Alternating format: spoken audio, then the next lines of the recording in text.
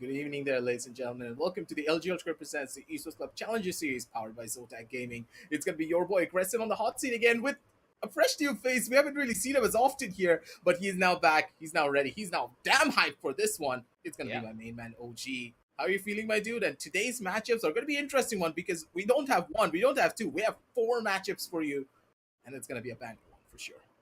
Yeah, we have four best of ones, man. It's a good way to start this, It's been a while from since we've been on this Valorant hype train. And personally speaking, Valorant's been kind of a nightmare to me, all red in my ranked history. But this is going to be fun because you're going to take the back seat, right? You're going to watch the fails that doesn't happen to you for once. And that's what I'm looking forward to. Some kind of redemption also. Yeah, you're looking to see if one of the players do something questionable, but at the same time hit the most incredible shots possible. But from that end, let's see exactly which teams are going to be playing as we head on down over to today's matchups, what's going to be happening there, and how everything's going to be panning out. Well, we have Reckoning Esports versus All Stars to start it off with, and I'm gonna go off with the leg here. I've been liking the way Reckoning have been performing recently, even in the past tournaments here at the Esports Club. They've been performing really well, right? I hope that this is when they finally surpass that threshold and actually show their absolute potential. Yeah, because Reckoning in their last tournament that we did host, they didn't really perform to the best of their own abilities. They were having a pretty rough time in general. Yeah, they've been playing really well. They have been improving, but have the improvements been as substantial against a lot of the other tier 1 teams initially when they did start, and initially when this roster was Weird X before coming on to Reckoning? We always thought that this is the next big thing. This is the team that will take down the likes of Velocity, GE, and Enigma, but suddenly fell flat on their faces after a month of really good Valorant. Exactly. And now they're struggling even against the other tier 2 and tier 3 teams. Tough position to be in from time to time. But again, a team like Reckoning, they have the facilities, they have that history of having the up and coming talent and giving them the platform to display their skill, right? That's what's Reckoning's story been throughout their history in this country. And that's one part of Reckoning that I absolutely adore. Everybody gets a chance and everybody gets somewhere to start from. True Rippers against X Gravity Esports and Blind Esports versus MRZ comes later on in the day, as again, like me and Aggressive mentioned, it's a jam-packed day of best of ones, which is going to be the best way to go about this, right? One map The risks are high. You're going to take every round like you absolutely need it. And that's going to be nail biting action. I can't really wait for that one because True Rippers versus X Gravity Esports, I think that will be an interesting one. And two brand new faces. I personally don't know Blind Esports and MRZ. Hmm? So my hands are up in the air. Maybe it's going to be an interesting one. Maybe it could be a fail as well. We never really know. Yeah, Blind Esports are a team that are involved in other esports, a lot in mobile esports as well. So I'm really happy that they've come aboard and taken this roster in Valorant. And I hope to see something different from them. And again, we've been talking about so many teams that don't have a roster, right? That do not have that kind of a funding to make sure that they perform to their best. Well, if you want to perform to your best, we have something right up your alley. We've been talking about, a lot of sad scenes in the ranked games. At least me and Aggressive have been having it pretty rough. Yeah. There's a way that you can smoothen it out, though. The monitor makes half your experience, right? 60 hertz, yeah, Mhm. that's like a decade ago, man. Good luck in Mhm. 2010, I guess. Now it's completely different. The landscape has changed, and you have a chance to change it with a more convenient option. LG Ultragear has that history of making really good esports grade monitors, and in the description below there's a code that you can use and you can get a sly 999 rupees off. So not only are you making money buying this investment, but you're making your elo as well, which is stonks Yeah. just straight up. Yeah, that is for certain. And hey, if you save that extra cash, maybe you can get yourself a can of Red Bull by scanning that QR code that's going to be showing up right below OG. It's a little bit of a save, gives you a little bit of extra energy as well as you're grinding through the night. But then Yeah. again, for us, you and me, OG, we're going to need our energy for this intense 4 games that we're going to have. And the first one by itself, it's going to be a banger, that's for certain. But then again, it's Reckoning versus All Stars. Personally, we don't really know a lot about All Stars. Maybe they have a lot of fresh new faces. Maybe we already know what Possible. they're capable of. But then again, it's Reckoning that we're talking about. A tier 2 team that nearly rose to the tier 1. But in a way, can we call them the Fallen Kings? Because they had the crown on their heads for quite a long time. And now they're just not able to go there. I mean, here's the thing though. Once they're struggling through this difficult phase together, it helps them put together a lot of answers. Sometimes it's better to be in a position where you know what you need to work towards. And I feel like that's where Reckoning are right now. They know where they need to work towards. And this tournament could be that bridging gap, right? Where they're True. able to make that transition. And one more thing. The best part about today is it's all best of ones, right? So if you're reckoning heading into this matchup, you undoubtedly could say that there's a little more pressure on their shoulders, considering the upset possibility that we do have in this kind of a format. It's just a best of one, so you don't really get a lot of chances. At least on a best of 3, you have that opportunity and that safety net of being like, hey, it's all right, boys. We only lost one map. Let's get them on the second. Now do we know how they play? Now, you could say that, all right, maybe on the side of All Stars, they have that opportunity to just take down Reckoning purely because they're a brand new team and Reckoning has no information on them. I'm pretty sure they never scrimmed them as well. They don't know the players as much. That's how it all needs to pan out. Let's settle down over towards agent selection though and see exactly what the side of all stars are going to pick up because I have no idea what kind of agent compositions they are going to go for. But on the other side, we do know what Reckoning will go for as often as possible. Considering their roster follows the meta a little bit more, I'm hoping to see that chamber. But then again, I'm hopeful for the chamber because I'm just a chamber. Well, you do spot bias when you do see one, and I get why you like Chamber, man. It's like a pseudo duelist sentinel, right? Usually we get the Yeah. pseudo initiator duelist, but yeah, it's nice to have this for a change. And again, in a map like Bind, with you being so mobile and you getting information, that's playing the rotation game a step ahead, which is something that I absolutely love. Another thing about Bind that I absolutely love is the race because it's so narrow. You can get mad showstoppers. Good thing that I'm not seeing a Viper though. You remember that cringe face where you see Viper camping lamps Yeah, with there it is. shotguns? Oof. I hope Pixels has something different in mind. Again, you'd love to see it work, but when it works against you, darn, does it leave a scar. Hey, I always tell you this, OG, that Valorant is a game about mental. If you can get inside your opponent's head, if you can make them just tilt, Hmm. hey, you're the one winning the game in general. Doesn't matter how you win if it works. Kind of seemed like Seb there, but in all honesty, Viper being grafted into the side of Reckoning, we don't have A as double much of a initiator, double oh, controller? okay. What? Usually The thing about the double controller that I don't like is usually some teams sacrifice by taking off one initiator. Here you don't have that, Yeah. Jazz. So you have a Silver, you have a KO, you have a Viper, you have a Brimstone. So you have Big Daddy Brim on alongside Deadly on his jet. Wow, okay. I mean, Deadly has proven to us on multiple occasions that he's gonna be that one man that delivers at that moment of asking, right? So let's see if this is Reckoning's idea to set up Deadly in such a deadly position and maybe a deadly play that we might get to witness. I mean, we don't really know just yet. But then again, Deadly, he's been having a little bit of trouble. Last time I did see him, he's been a little tiny bit on and off. So hopefully today he's going to be able to perform to his highest capability. I Yeah, love this guy. I know exactly what he's capable of. And as we jump on down over into the game and into the map of Vine, things are going to be a little bit more fun than you could hope for. But then again, see how it all pans out. Currently, exactly. considering the compositions here, OG, Hmm? I'm giving the side of Reckoning the benefit of the doubt for their defensive side, but their attack will be very different.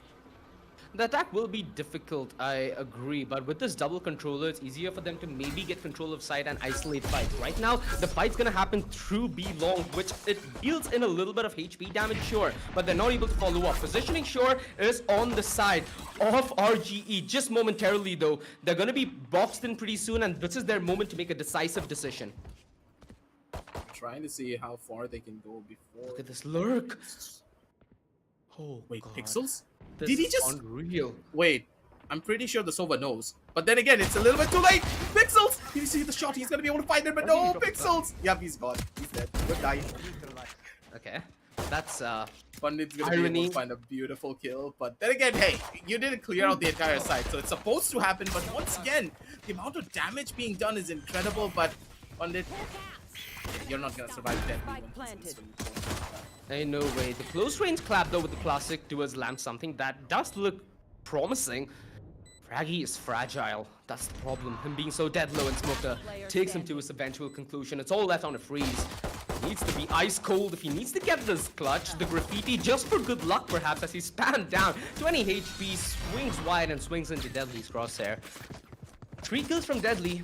And you could say that sure, Deadly got the kills there, but the man who got this round was Pixels. The way he found timing, whew, it's almost unbelievable, man. This is where sometimes the salt gets rubbed in your wounds, right? Put yourself in the shoes of All Stars. They played that relatively well there. They had a good idea of what's ahead of them, but they still fell poison to that.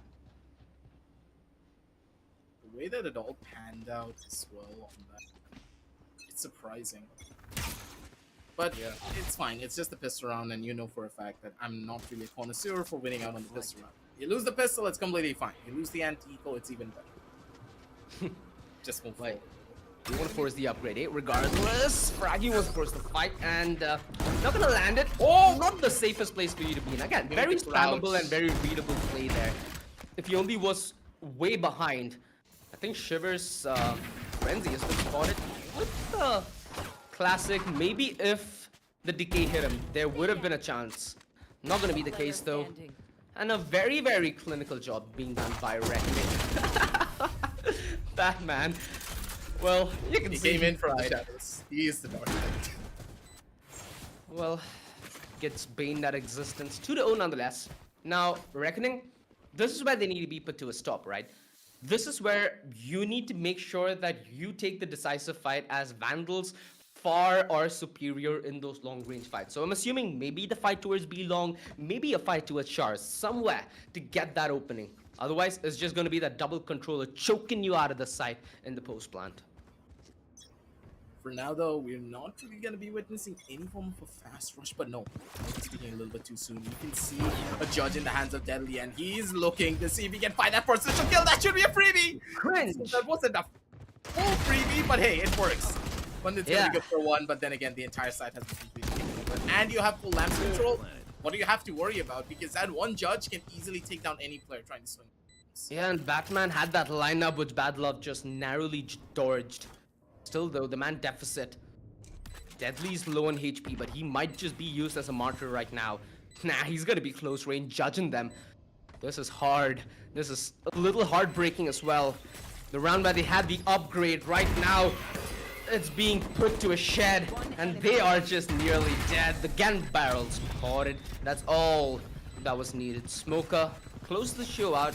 This is just so heartbreaking. As soon as the spike goes down, the amount of choke Reckoning has, even on the attack, feels so jarring that once they're on the defense, man, I fear the worst for the side of All Stars. They need to come alive, and they need to come alive now. These rounds are going to be very crucial for their second half. It's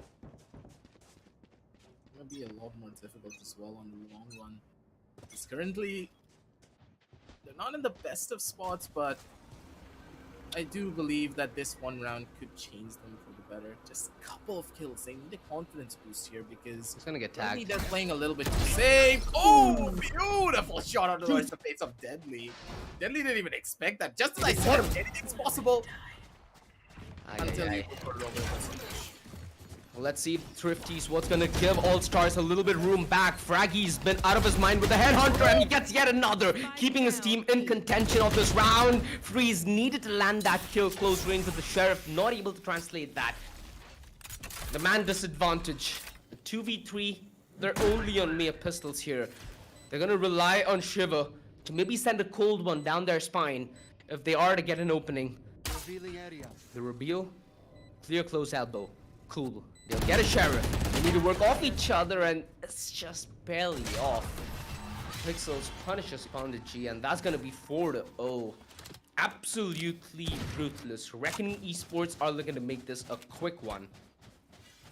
They're trying to make it as quick and painless as possible, but can you even call this painless? Yeah, painless is very doubtable, bro. Being but judged, hey. being, you know, let's just leave that out of the picture for now. Being dealt with it swiftly, yeah, I'm completely on board with that. How can you even make a loss painless, I wonder, in the game out? I don't think it's physically possible. But then again, you don't want to break the confidence like that. So I'm gonna just say They didn't break it in time. Why? What? Smoke, I was like, oh, teammates are gonna break it. No, you're gonna break it. Someone's gonna break it, but someone's inside of the smoke. I'm pretty sure they know. They're gonna Batman. Up, never mind. Well, sure. So your smoker has a living being control. Exactly. They didn't lose anything. They gained everything. They got the beat side. They got all the bodies that come with it and all the moolah that you need to enjoy a vacation. 4-0, looking to be 5. They had the orbital strike as well. You just gotta wonder, with all of them getting so much success, getting the spike down on every round, their ultimate's gonna be up pretty soon. The trump card that Reckoning Esports have is gonna be up tenfold at any moment, ladies and gentlemen. Just getting better. How do you even entry this site? You just can't. You walk through the brimstone smoke, you already are losing out on 30 HP because of the decay.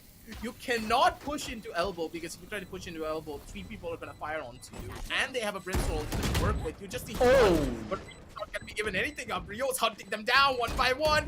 Wants out another head, but the shot's not gonna be there. Shiver instead does find one kill, but Deadly knows exactly how to.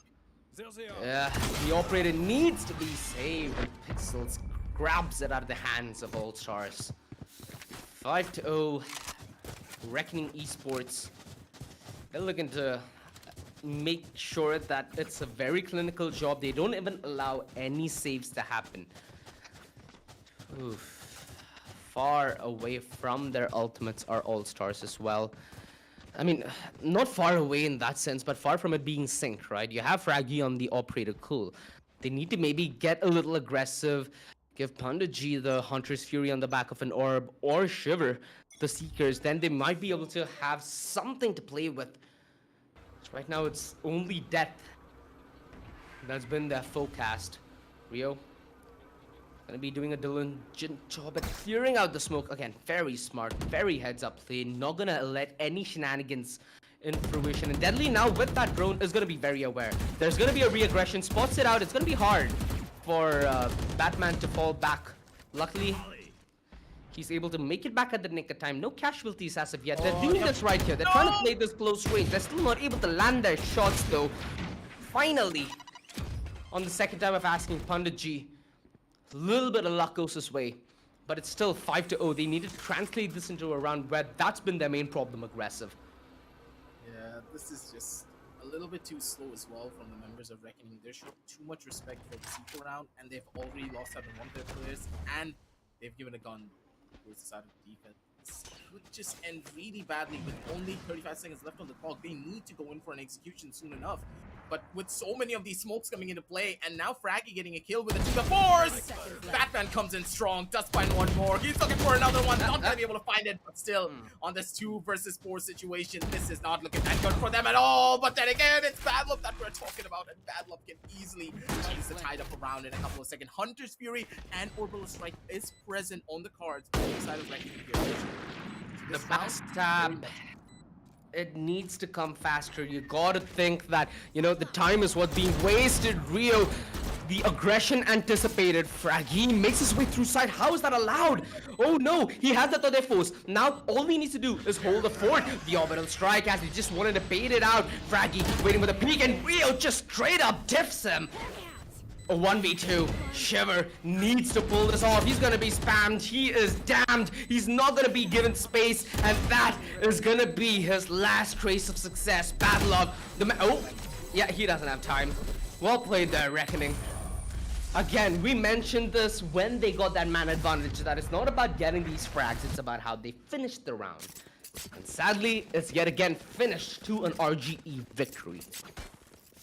That's a problem. You never really want to be in such a situation where you had a 4 versus 2 situation.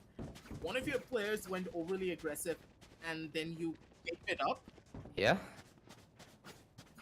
And it just went down the drain thereafter, right? Giving away those individual frags. That CD aggression as well played a perfect tandem by Rio and his comrade. They knew what the play needed to be for them to win the round. They had the utility downright perfect with the orbital strike and its timing. Fraggy, please, do not give away that angle path. Yes, a good idea. This is heartbreaking. Aggressive. Man, how much I just want to give him a hug. I just want to cry in those type of scenarios. Not gonna be able to do as much. Tissues are gonna be one more thing. But then again, this owl drone, I don't think it's gonna give them that much. When did just get being spotted out? Yeah, it's done. He's dead. Bye-bye. But Okay. Lamps has not been cleared. Batman has an opportunity. He also has an open strike, but no, he's gonna get They cleared. heard, I think they had the audio cue of him whipping out the Benton watch, which is not something you're supposed to do. The iPad that didn't watch anything else. Well, a clean way to die. And not clean by design whatsoever. Oh, alright. Threes. That's a brilliant audio. Not able to translate that into success though. Shiver instantly goes down to Rio, who's been on an absolute league of his own in this matchup. Nice to see him come alive. Could have seen a clip there, but not to be. 7-0. Reckoning Esports maintained this clean sheet. At this point, what do you do that's different here, Aggie? Do you try maybe flirting with the TPs, throwing in a little bit of chaos to make use of it? What would you do in a situation like this? I think that first of all, we need a little bit of a switch up on the defense. Okay. Personally, I believe that them stacking up three players on towards the B side is a strong idea, but I don't see the chamber playing on rotate. You have a chamber that can easily play the rotations. He can go from A to B, B to A as soon as he wants to at the 20-second downtime. Yeah. Why aren't you utilizing that to just bolster up a couple of bolster up your defense on the B side or on the A side, depending on where you believe the side take's going to happen? And I feel like that's such a trump card as well, especially on a map like Bind. Yeah, that's the thing. You can do so much with the chamber. You can even jump through the teleporter, have one of your teammates throw, maybe you have your Brimstone throw out an Orbital Strike on the entrance of the B market, so that you can swing out of the teleporter and get a freebie for yourself and just instantly TP back out. The chamber has so much utility usage here that you can play around it, but we're not witnessing any of that. No form of aggressive plays, no form of a strong anchor defense. It's just very default heavy Valorant without much of a strat launcher. Exactly, and one of the most fundamental aspects of Bind is the rotation game. This is the map that encourages you to juke and play based on timing, so that's where the chamber comes into very, very vital position where he's able to switcheroo, like you mentioned. Well, the only switcheroo that I'm hoping for is a switcheroo in terms of All Stars translating this early success into a round. They've not been having any shortage of that, right? They've been getting miraculous first kills. They've been able to put players like Deadly in place. Oh Pontage did no! not clear the close corner. Luckily, though, it could be used as a bait because Freeze is right around the corner with a judge, and we all know what happens with this weapon in hand. He's giving away his position as well. Deadly knows exactly where Freeze is playing from. The Molotov's gonna be used. Oh, the pain. Oh, I talked about the pain, but it's more like the meme, right? Call a doctor, but not for me. Call a doctor, but not for me. Oh my Strike, god, please. Oh no. that's just painful. The orbital strike could have been the game changer right there, buddy. You just needed to pull out the orbital strike and nothing else. But then again, not much you can do here. Two players are holding down that corner. And I think this round is done and dusted. There's no way you're going to be able to change this one. And nothing revealed as well. No information. They know exactly where Shiver is. The backstab's discovered. This is just going to be a call to run for the hook fort, run for the hills, and save whatever guns are left. Because they're going to need it. They're going to need every single round from here on out. Every single frag's going to count. More importantly, the rounds. Pandaji, I don't think they're going to allow him to save. Yeah, they're hunting him, dude. They're cool. The Spectre drive-by doesn't end up working out. Deadly. Quite lethal as he lives up to his name. 8-0. Reckoning. Making sure that they're going to wreck every single prospect of a round victory on the side of All-Stars. Giving up any form of space towards the opposition, that's the most crucial part of it all. Yeah. But then again, don't really know what to expect out of your opponents just yet until the Fat Lady sings. We could either be looking at a 0-12 first half, or maybe a 9-3 where the curse could break out, or even an 8-4.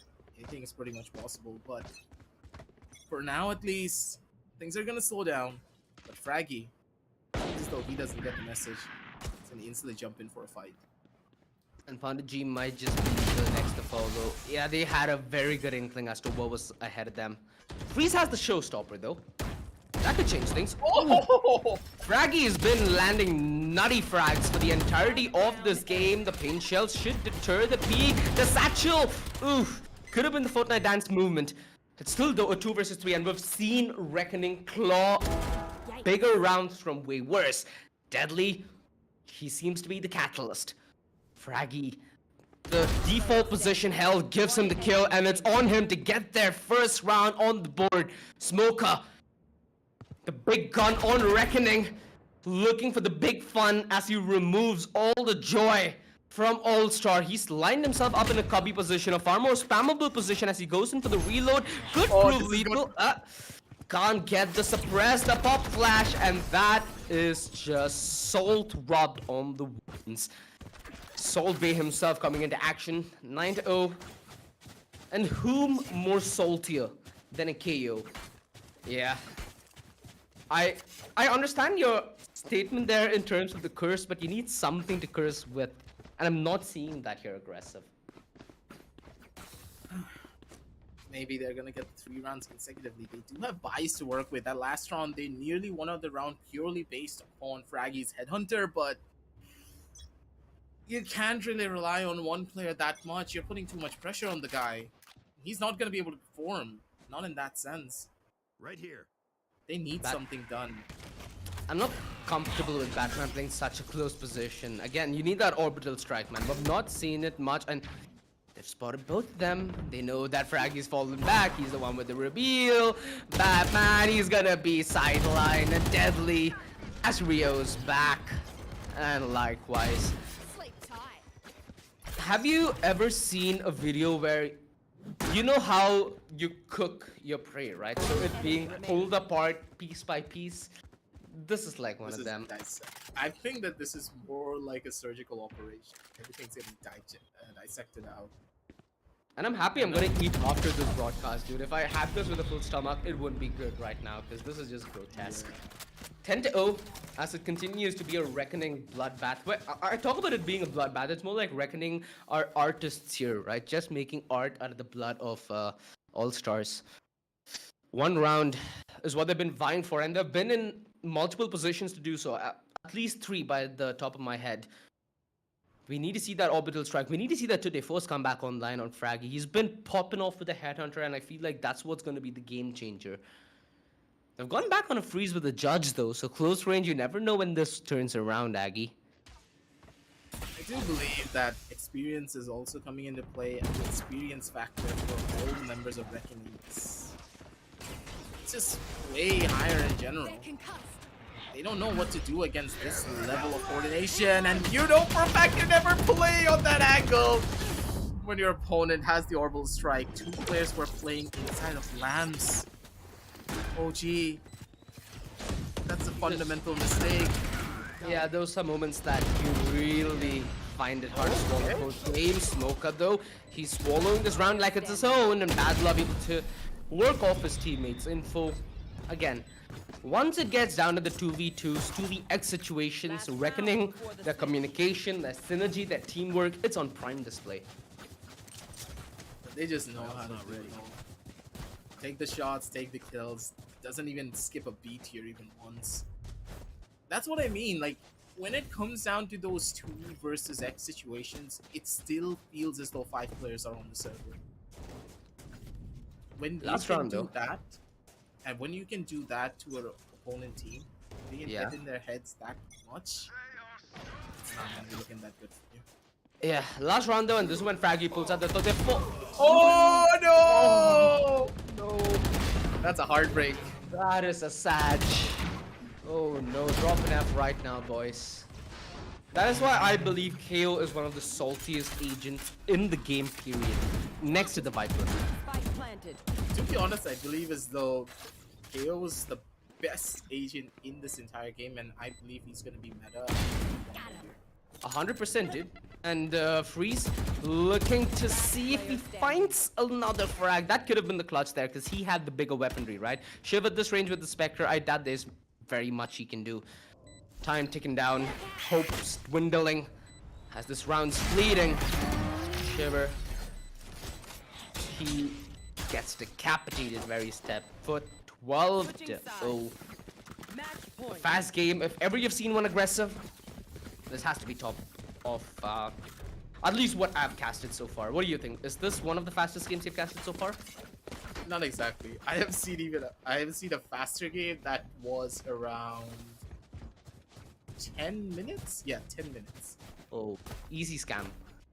I think that I casted that one with Assassin. I don't even know if he remembers or not, but we had like a bare 10 to 12 minute game. Oh, what the hell? What happened? I literally was confused. Imagine the rounds going by so quickly. Now, I think it was 15 minutes because, 13 rounds. So it was 15 minutes. The rounds just started with the opponents pushing out. They were on the defensive side, by the way. The winning team was on the defensive side. Yeah. They ran out, killed everyone in the first 1 minute of the round. Okay, we need to see though if this 1 minute's gonna be any good for All-Star, right? Because that's gonna dictate if they're gonna be in this matchup or not. Fraggy's been out of his mind so far, and he's the one who takes the Shit. No! The Headhunter gets the head hunted. Ooh. Especially by Sylvan. That is a line if I've seen one. Pandaji trying his very best. Nothing much he could have done though. 13-0. We start off our first game with a banger, and this has been at least one of the fastest matches I casted. He's aggressive. I just can't believe myself, dude. Like, so many of those situations, Reckoning still managed to translate those into victories. Wow, GG's, man. It's rough, but I guess we can say that at the end of the day, they tried their hardest. They tried to play around a little bit with their strategies, but the experience factor just wasn't really present from all the members of All-Star.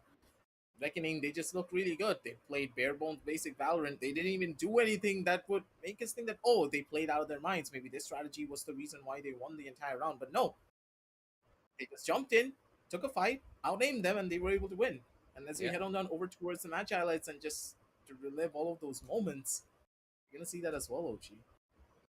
Well, started off in a sort of promising way where we saw a little semblance of hope on the side of All-Stars, right? Sure, their first bite didn't pan out, cool, but on a couple of occasions with those pistols, when they played like they had nothing to lose, they took everything home.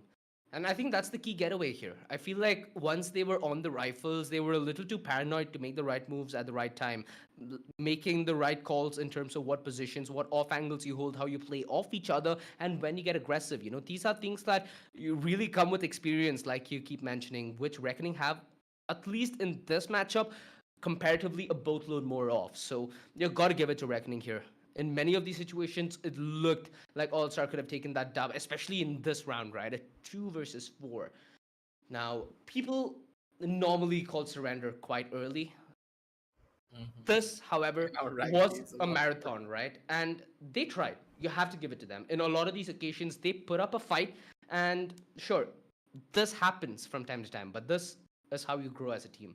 Through these L's, you understand what kind of a road you need to take and where you need to make an adjustment in terms of what your well-oiled machine is going to look like. This is the gauge at the end of the day, right? You're looking to be at the level of a Reckoning who's looking to bridge themselves from a tier 2 to a tier 1 and have a name for themselves in this Indian circuit.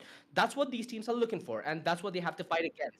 This is the process that they're going to be embarking on. Sadly, it's a best of one, right? This was their moment to upset, which they weren't able to. Well, no point of being upset about it, Lamau. You need to learn from these and take them as they come. Because here at the Esports Club, the opportunities, especially in Valorant, are endless. That is for certain. And hey, the side of All Stars, maybe we were a little bit harsh on you, but at the same time, criticism needs to be taken with a little bit of a grain of salt. You need to know when to improve, how to improve. And sometimes it will be harsh, but hey, at the end of the day, if you're able to take it and improve yourselves and better the way that you play together as a team, you could just be the next Reckoning, and maybe you can take them down next time around. But for now, ladies and gentlemen, that is going to be the side of Reckoning, being able to take it all away. But hey, if you want to get something that is on a massive sale and on a pretty good deal, you could get INR 999 off on the latest LG Ultragear monitor, which is 144 hertz. And of course, if you want to get it, make sure to check out the links down in the description and use the code UG999 to get that discount. But for now, we're going to be heading on down over into a short little break, and we're going to be back with the next match for the LG Ultragear presents the Esports Club Challenger Series, powered by ZOTAC Gaming. We'll see you in a little.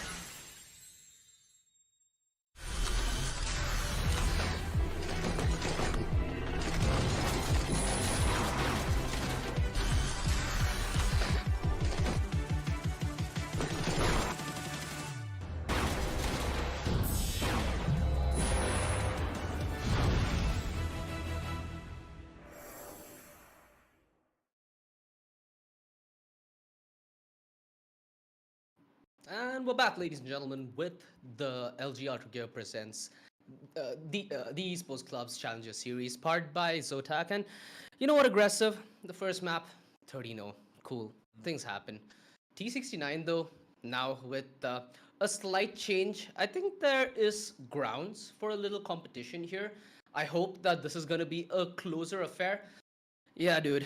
If it's not bind, then I'm gonna be excited because yeah, a whitewash and bind, you really don't find that energy wave, right? Sure, we Yeah. might get to have seen something with the TP action, but we never really saw much. Let's just see how it all pans out because as we go on to going down towards today's matchups once again to see the teams exactly, maybe there will be a little bit of a problem the way that all of this is going to.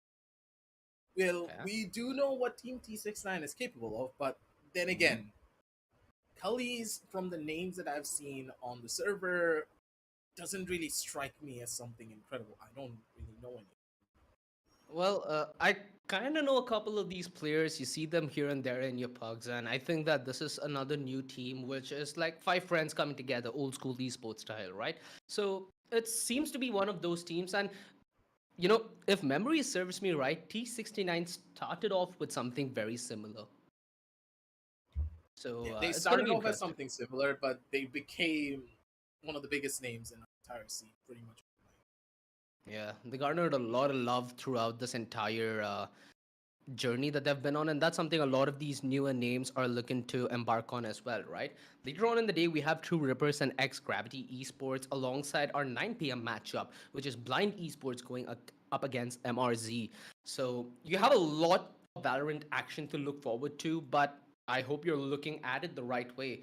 Because unlike everybody else, if you do not have a 144 hertz monitor, you're not going to get the edge, are you?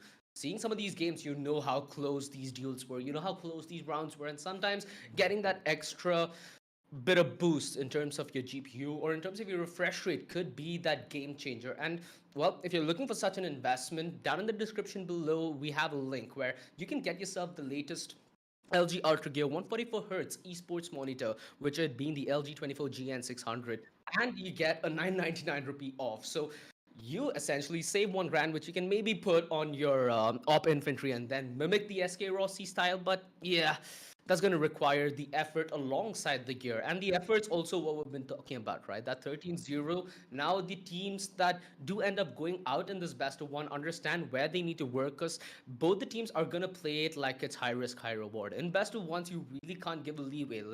Let it be if you are the underdog watching in the matchup, or let it be if you're going to be the experienced team that's expected to win. You know, that's added Yep. pressure that necessarily isn't good in a competitive setting. Yeah, it's gonna be pretty difficult in the long run, but then again, Cullies they could just come on down through and completely surprise us at the end of the day. But on the side of Team T69, there's a lot of fresh new faces that we haven't really seen. And Yeah. also a new player that did join their roster, which I'm not gonna spoil. I'm gonna wait until we jump into the game to see that one. I'm pretty sure everyone back at home they're also gonna be surprised about that. Well, I'm willing to join you on that wait, man. I think it's a wait that's gonna be well worth it. But apart from this, you know, so if I'm not mistaken, the matchup should be on Bind yet again. If it does end up being on Bind, what was your thought between that difference with the draft that we did get to see prior? Seeing that double controller, double initiator, is that something you're a little bit of a fan of? Sure, I understand not having a sentinel in some extent. You know, you have the sky to substitute the sage heal, where that could be of good use. You lose some of your ability to get information, but you don't lose the ability to hold and slow them down being a controller. So I find that to be a Yep. nice bit of how do I say, mimicry in terms of what you can make do of a draft, which on hindsight, yeah, you can walk in and expect it, but you're experiencing it as an entirely different ordeal. Yep. Thing is, when we consider a double controller and double initiator setup, I personally don't like it as much. I believe that the single initiator is perfect in that regard, but I can understand why they wanted to pick it up because KO just is one of those characters that you need to have on Vine in this current meta because of Okay, how Raze plays, how incredible Chamber is as a character. You can makes instantly shut sense. both of those characters down with just the use of 1-0, or even using the null command before entering down over onto his side. Yeah, I think we did get to It's witness that in the game prior as well, right? yeah, Saw exactly. had To it the force going. out. He's like, yeah, I'm gonna pull my credit card and just swipe in a sniper rifle. And Kalen's like, Right. nope, credit card denied. Walk straight in. Poor old Fraggy just got absolutely demolished. But hey, it's completely fine. That's how the game is supposed to be played. Utility versus utility. Proper counter utility will always reign supreme. And in Yeah, this case, I really do believe that the Viper always did fill up that role of being that pseudo sentinel, and even through all of the different nerfs that she did have, if you have a second controller on your side, those Viper nerfs are pretty much negligible because before she did the same thing, she's still gonna do the same thing. Just she has a little bit more counterplay added onto it. It's not gonna be that constant trump wall in your face that's gonna cause you that much of an issue. You yeah, still can run around it, you can play around it and wait for the Viper wall to go down because now that she has a delay before she can put up her toxin screen, and you can also see how long the delay is because if you look onto the ground and see the little orbs that she has, they will highlight yellow. That will be the opportunity that you need to push into a site, take it over for yourself. And with that, I do believe that the double initiator, double control composition has a lot of merit, but I don't believe either of these teams are going to play it because this is a composition that is only played by a team that have proper chemistry with one another and they have proper understandable. experience to play around one another as well. Exactly. It also alters around with the kind of roles that you need to fulfill being in that duelist. You know, you have specific goals that you need ahead. Let's say you're the only Yep. duelist. So you're going to be responsible of doing much of the heavy lifting. Well, maybe your Sova and your Sky set you up for success. So I understand where you're coming from, and I feel like in what you said, one key part that we might have just glanced over is the aspect where Viper makes you vulnerable, right? I feel Yep. like That's on true. Bind, that's such a big trump card. When you have so many CQC positions, you not only will have lineups for set positions, but you also will be able to play reactionary based. Hence, when you hear a rush, you just quickly drop the Venom, it makes them vulnerable. You have a Spectre, crazy run and gun, dude. You're gonna get them with 3 bullets, and you don't even need to be half as accurate with it when you're gonna be playing on your Viper, because you're gonna be making so much chaos naturally that it leads you to have that upper hand in that kind of a fight. So in that sense, I kind of love the way that you can play around with that Viper raise utility on a map like this. Of course, with the way it went in the last game, we didn't really get to see much jet action except for Deadly, right? I hope that's Yep. something that changes though. I still love the old Ob duel in Bind where you have the peak from B long, you have the Shars contention most of the times when you have the operator, and you can hold so many angles on verticality to some extent where you have the drop on whoever comes there, dash out, safe as heaven. But again, it's so much easier said and done, right? Yeah, you really need to put all the different strategies straight onto the table for it to all pan out. And ladies and gentlemen, I know for a fact you're all giddy for the matchup. You wanted to start. Just need to wait a little while longer. A couple of technical difficulties here and there, trying to fix it all out and see exactly how it's all going to pan out for us. But then again, it's just this could just be a very one-sided game considering the names that T69 have on their side. Players like Rafa, Emo, they're Yeah, incredible in their own right when it comes down to their raw mechanical skill. So as we 100%, jump dude. on down over towards the agent selection screen, things look a little bit. Similar? Well, we Oh have the my. chamber. We have Oh the yeah, I forgot Sova. that Neon's a pick. Oh Neon's have a god. pick. I want to see this. The only thing good about Neon was her intro video, nothing else. Oh Controversial come on! opinion, but yeah, I had to say it, dude. No, dude, I love Neon. Neon just adds a lot of different flavor, and you know that Optic has been playing Neon quite often. Victor's been an incredible Neon player and showcased that that agent has a lot of potential. I mean, here's the dilemma, dude. Sure, when Victor plays it, it's in a pro game, right? That's a different setting when you're playing this agent on your own and maybe your own game. It works completely different. And I think that's where the Rena fallacy comes in as well, right? You see Rena being so viable in something like a pug, but when you take it into a pro setting, it's so hard to get your ball rolling, and you need the ball rolling as a Rena. That's when half your utility is going to be put to use, and that's when you're going to be put to use for your team. Well, are we gonna get the neon? Nah, you can't take what you want from me. Not gonna get it.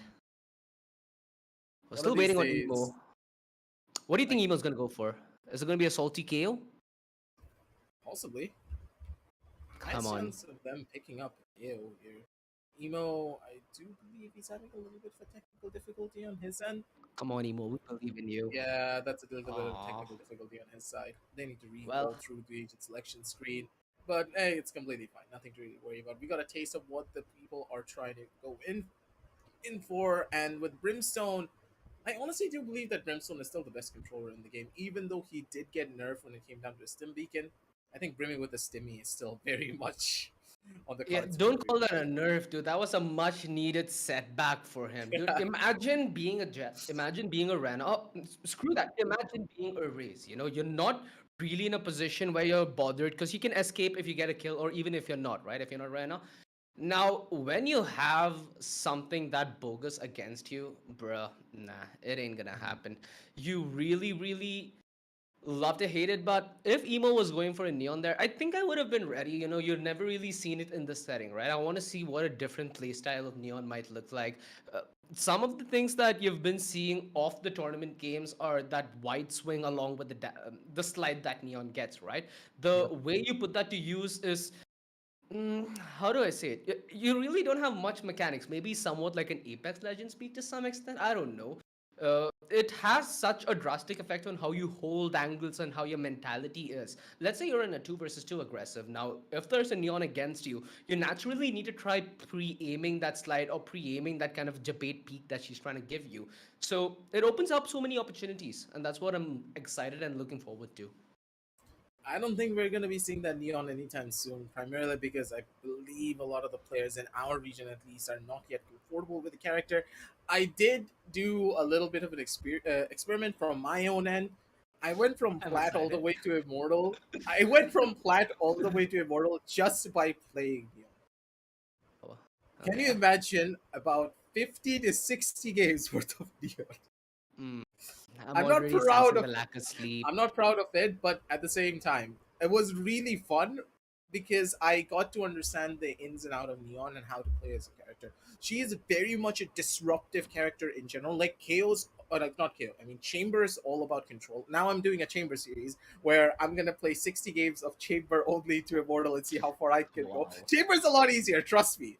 At least you get People a are less kill. salty. Yeah, if people are less salty about you playing on a Chamber, and if you bottom frag, it's completely Really? fine. Really? Okay. That's something I didn't expect. You know, Chamber is one of the only Sentinels that can actually frag. You know, you think of the Yeah, Cypher, think of the Sag. You don't really have much to facilitate your duels. At least here, you have a guarantee to TP out. You have a guarantee with the Headhunter that you have something to be lethal with on every round, right? So yep, with the way it's been going, I'm excited that even Riot announced that they're gonna have a new initiator. That's gonna be a that's very fun important. prospect because every initiator in Valorant so far has found their unique place and their unique identity in the game. I thought they That's might true. go in with maybe another duelist, but they got Neon, so not the duelist that we need, but the duelist we get. Uh, what do you think? Do you The duelist at dig home. a new initiator, or would you have The gone for a new controller? initiator will be interesting, but at the same time, I believe with the agent selection already prepped up and ready, we can talk about the new initiator later. Let's jump. Yeah. Let's jump straight down over onto that Let's do it. because again, they're trying to debate this, but we know for a fact it's not. Euphoria on the jet. Now, I think that's a surprise we've been keeping in the bag for you. Yeah, It's gonna be nice to see him coming out the flex doors those banging biceps. with the jet bicep, right? Yeah, you need to Yep. see that top elo jet coming out from him. Let's see if he's able to deliver. Because again, this is gonna be UFO starting off on the attack, right? With how you start off on the attack, you got to dictate what kind of fights that you want to take, which is such a good advantage to have as a duelist. So, yeah, On this side, you have the Rena Jet combo. Again, I'm not the biggest fan of the Rena just due to the fact that it requires you to get the ball rolling.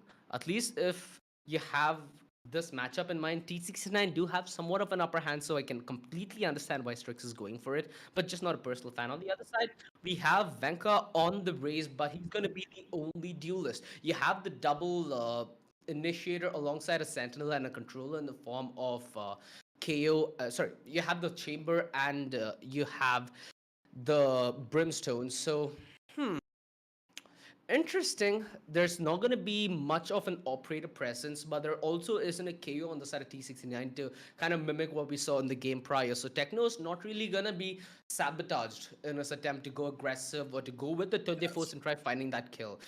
It opens up new opportunities, but again, new opportunities leads to new risks, and let's see if T69 are able to make it as clinical as we did see it in Game 1. Yeah, because for now, with the composition that Team T69 have, I'm a little bit on the Fritz side, but hey, it's completely fine. Let's see how it pans out as we jump on down straight over onto the game. The map bind is present once again, ladies and gentlemen, and OG's Nightmares, it's so good. Well, you gotta see the sand dunes, you gotta see these dull colors. That's why I like Breeze, dude. I love Breeze because it's nice, breezy, it has nice colors, you get to be on the coast. Not like this, dude. This feels like another city. Well, let's hope it's T69 getting off on a good start, because this seems like a very well orchestrated hit, but the defense seems well aware. Satan gonna be able to dispose of the Owl Drone, but that allows T69 to play this one aggressively. UFO finding a little bit of room on top of the Scramble Cubby, and Styx finds Satan. Oh god, he pushed lamps. Nobody had any inkling whatsoever. And off of that one small lapse of judgment, the entire defense now getting unstrung together. Euphoria, he is on an absolute tear. It's not going to be gifted the final frag though, as Techno understand what kind of a play T69 are at it. Oh no! Emo! He needed to be a headhunter with that gun, but you know what the repercussions are. Techno setting himself up in a nice off angle. Are they going to expect this kind of a heads up play though is the question. Recon towards side. They're going to confirm the clear side, cool, but this lurk, Techno's trying to play the long game, and mind you, he only has the ghost, no headhunter. UFO's been on a tear. Rafa has no inkling whatsoever. No! Bruh. That just hurts. This is why I have a teddy bear right next to my PC, because these moments hurt, and when they happen to you, you need something to keep you sane. If this is your job, then good luck. And that has happened to me so many times that I'm not even mad anymore. I just am like, okay, nice try. Numb? GG. That's called being emotionally numb. It's not a good place to be aggressive. You need to talk to somebody. Not gonna lie, after all of the different stuff that happened with my exes, I'm completely fine with it. I mean, it's all fun and games, and that's where we're gonna be headed. Okay, and hey, Techno, he has the headhunter. Oh, it gives me anxiety. Oh, what the hell? Okay, run and gun, sure. Precise gunplay. That's what we love, don't we? Yep. Hey, if it gets the job done, it gets the job done. That's what I always am told about. Okay, Strix, keep back him. Good. Oh, we got it.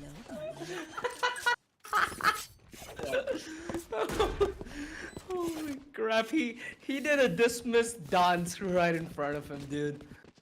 Holy crap! Yeah, I was just waiting for the teabag to happen. Circus, Afro, circus. There we go. The knife. Someone's been watching, I guess. Well, I watch it only for the penguins, dude. Sure. They're damn cute. Dude, what's the other movie then? Have you watched it? Penguins Only movie? Yeah. It's brilliant. I loved it. Well, one thing I don't love is whitewash, and it seems like we're heading towards that direction again. Techno? He has his trap place, so he's going to be able to play off that kind of an information. Has the ability to fall back as well. That's smart. They try to bait out that trap, cool, but I thought they'd spot that. Strix checks the other angle. Techno gets a little more information alongside that kill. Now, that's big stuff. Big W for them to take home. Satan's holding the smoke push and UFO. Oh, the timing! The timing! It almost worked in Euphoria's favor. He's not able to translate that, and the crossfire held inside is done to perfection. Sure, this is a Spectre. Works at that range. Might as well call it a Phantom. 2-1 nonetheless. The first round of hopefully many that Team Collies get. T69 though, a little bit of misfortune in that direction. You can't deny it. Those fights were so close to being won by either side that this could have been a completely different story. It's not looking that good for them just yet, but it's completely fine because hey, you lost out on the first 2 rounds. Now that you're able to win after your bye round, you can take a deep breath and just collect yourself once again. And that round that they did win, was done to perfection. The fact that Callies were able to do something like that just means that they have a little bit more room to work with. UFO! Choke. Positions are not good. He needed to give that one up immediately with the smoke. Techno gets another kill on towards the face of Evo. Strix sneaky play though, and he's gone unnoticed. Oh, the drone, it's coming out. I thought Strix was gonna be able to dodge that drone. Gets tagged, goes into the TP, and there is another person to... Oh my god, Rafa. I think he just disconnected as well. That's just timing being an absolute menace to him. 9 HP as Strix waits to reach his great... Oh god, the shock dart. That's just electrocuting him to death. How rude. Well, I think those are the kind of kills that we need if we need to see an upset victory. And mind you, this is the best of 1, ladies and gentlemen. If Team Collies can maybe get off to a very good first half, you might just see our first upset today in our second matchup.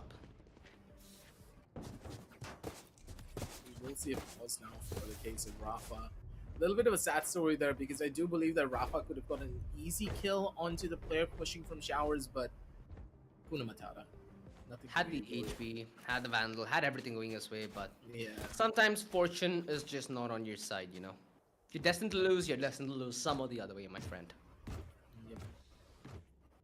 For now though, things have slowed down. That will allow us to analyze a little bit more about what exactly is going wrong for the members of Team T69. And I do believe that the engagements that they are taking are far too, I would say, one-dimensional on the approach. They are constantly taking these fights as a 1v1 situation instead of a 1 versus 2. You're on the attack. You always will have the advantage of having an extra man right behind you, and the defenders are possibly not ready for it. Exactly. The defenders are spreading themselves thin by trying to put another person in together for a trade on the defense. So why not play around that? If your opponents are playing aggressive, that means there's at the bare minimum of 2 players on that angle. If you get that information, then that's it. You're done. You're just going to run over towards the other angle instead, or maybe run over towards the other side and get a free side for yourself, or maybe just find only 1 player or 2 players holding that side while all of the other ones are holding inside of A. Yeah. These type of things need to go through their minds, and Team T69, they're just not playing around that just yet because, hey, it's just the first 2 rounds. They're testing it all out, but still, you would expect that to happen considering the experience of all of these players. Exactly. Right now, we're just waiting for Rafa to reconnect. You know, me and Crips had this very interesting mind game the other day. So basically, we were a little frustrated with how Neon was released because we didn't really like that deal. So we're like, okay, let's put ourselves in Riot shoes. Now let's make a hero ourselves. And we ended up making a hero called Gun Gun. Gun Gun. Indian origin, but he's purely artillery. He has all 3 abilities which are guns of their own, and the guns have like small passives. So, you know, I want to see something like that with the new initiator, and I hope something different is initiated by T69 right now, because it's been somewhat of the stable W that Team Collies have gotten. You can't say that they've taken this by any luck or any miracle, right? It's all been very well put together on the defense. The drone, I'm not sure that they expect 5 players on the other side here. Venka holds back on the back of that tag. Understanding that their setup's discovered, now they fall back. Now they're playing much more conservatively and going to be playing off crossfires, which is something that's worked for them in the B side before. Let's see what's different. The timing needs to be there. That's what UFO lacked the last time. This time he has the blades as well, so he can be mobile and lethal at the same time. That's going to add a lot of problems to the side of Team Collies on the whole. UFO heads into the TP, and this looks to be a quick switcheroo. It's a debate. Strix just waiting to punish anybody who pushes that smoke and maybe plans to get on an early backstab, and it's Simple who ends up going down. The man advantage now on the side of T69. They are just having a field day. They went towards the TP. They came back all the way from attacker base and are looking to recommit towards this B side. There's a Vandal right by them. The recon quickly disposed of as UFO. Oh, he's allowed to sneak past, but at what cost? Three of his teammates bite the dust. The 2 versus 2. Time is of the essence. The plan's safe from friction. They cannot deny it. It needs to be a perfect post plan played by the side of T69 as it all falls on the friction. And he really needs to get some friction on this clutch if he needs to deliver. Close range with the Spectre. That's where this gun is optimal. The Flash gives away his whereabouts, but the Dink close range, and he plays this one in very stealthy fashion. The essence of an omen to play around, lurk behind the shadows, and find your back turned to death. This 5 bullets could dictate the clutch as friction doesn't buy the bait. Holding the angle, Techno deals with them. Slow and steady wins the race, and it's yet again the turtle that takes the step ahead. 3-2. Team Cullies now cementing their lead. Way too close. This round should have never gone down to this 1 versus 1 situation. Venka just went out of his mind by getting those 4 frags off. But then again, you have to give props towards the side of the 369 to play it slow, play it steady, but still to have a blunder like this and allow a player to just kill 3 of you off that quickly without even proving out the most common angle on the map of bind? That should never happen. That's a problem for another time, because for now at least, they keep their hopes and dreams alive and also their buys, because now it's even Stevens when it comes down to the buys. Both of these teams have more than enough money to make this play happen. But for how long? That's a real question. The drone's gonna come on through and sound. He's a... yeah, not much information, just perfect denial. The commitment towards this A side, it's been questionable on a couple of occasions, and Son yet again gets tricked. Satan has the smoke laid down, so it's gonna be a little harder for the side of T69 to breach, and they still find success though. How does Friction even find that frag? Satan was set up for it from the very beginning, but yet he ends up going down to that? Hey, the new Omen TP is quite fast, okay? Not blaming him whatsoever, but again, when you're being set up to deny such a play, you better deny it. It's difficult at times, but for now though, they're just gonna go in for a full-on save. I can understand that as well. There's no way they're gonna be able to clutch this one out if they try to enter on towards the side. There's not enough time, way too many angles to clear. Of course, the traps are always gonna be a problem on the side of people. Yeah. More importantly, they have the operator as well, right? So it's gonna be instrumental for them to keep it on Techno. What do you feel about this Jet being swapped out for the operator role? You know, with how Chamber is being played, sure, it's very great for the operator, but you also have to recognize how one-dimensional it is compared to the Jet, because you can't be universally aggressive. You need to make sure that you are aggressive only when you have the set trademarks to do so. At least for now, it hasn't panned out as much for Team Cullies, but again, this is just early days with the operator, right? I just hope for their sake it finds success. Okay, so the way I see the Chamber on the operator, I believe that Chamber's a better agent. Personally, because on Jet with the operator, it feels as though you're being held back from your full potential. I personally love the operator on it. Like, don't get me wrong. Like, you can go in for a lot of different flashy plays and you can get away with pretty much anything. But Jet on a rifle, the way that you can take an entry, no other character in their game can take that entry. No one. So you lose that level of potential just by putting a Jet on the operator. So if a Chamber can do something in a pretty much a similar light, if not the best way possible, why not take that opportunity? But then again, Sean, well, he tries to go for the wolf, but he doesn't get any success.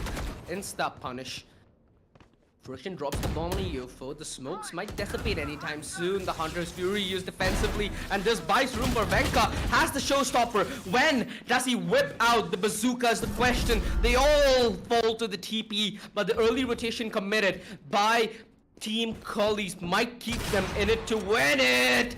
We mentioned the operator. We mentioned that it needs to come up big, and finally it delivers. Friction, aggression, punish, stands really good. His spam, parallel as Strix finds another through the smoke.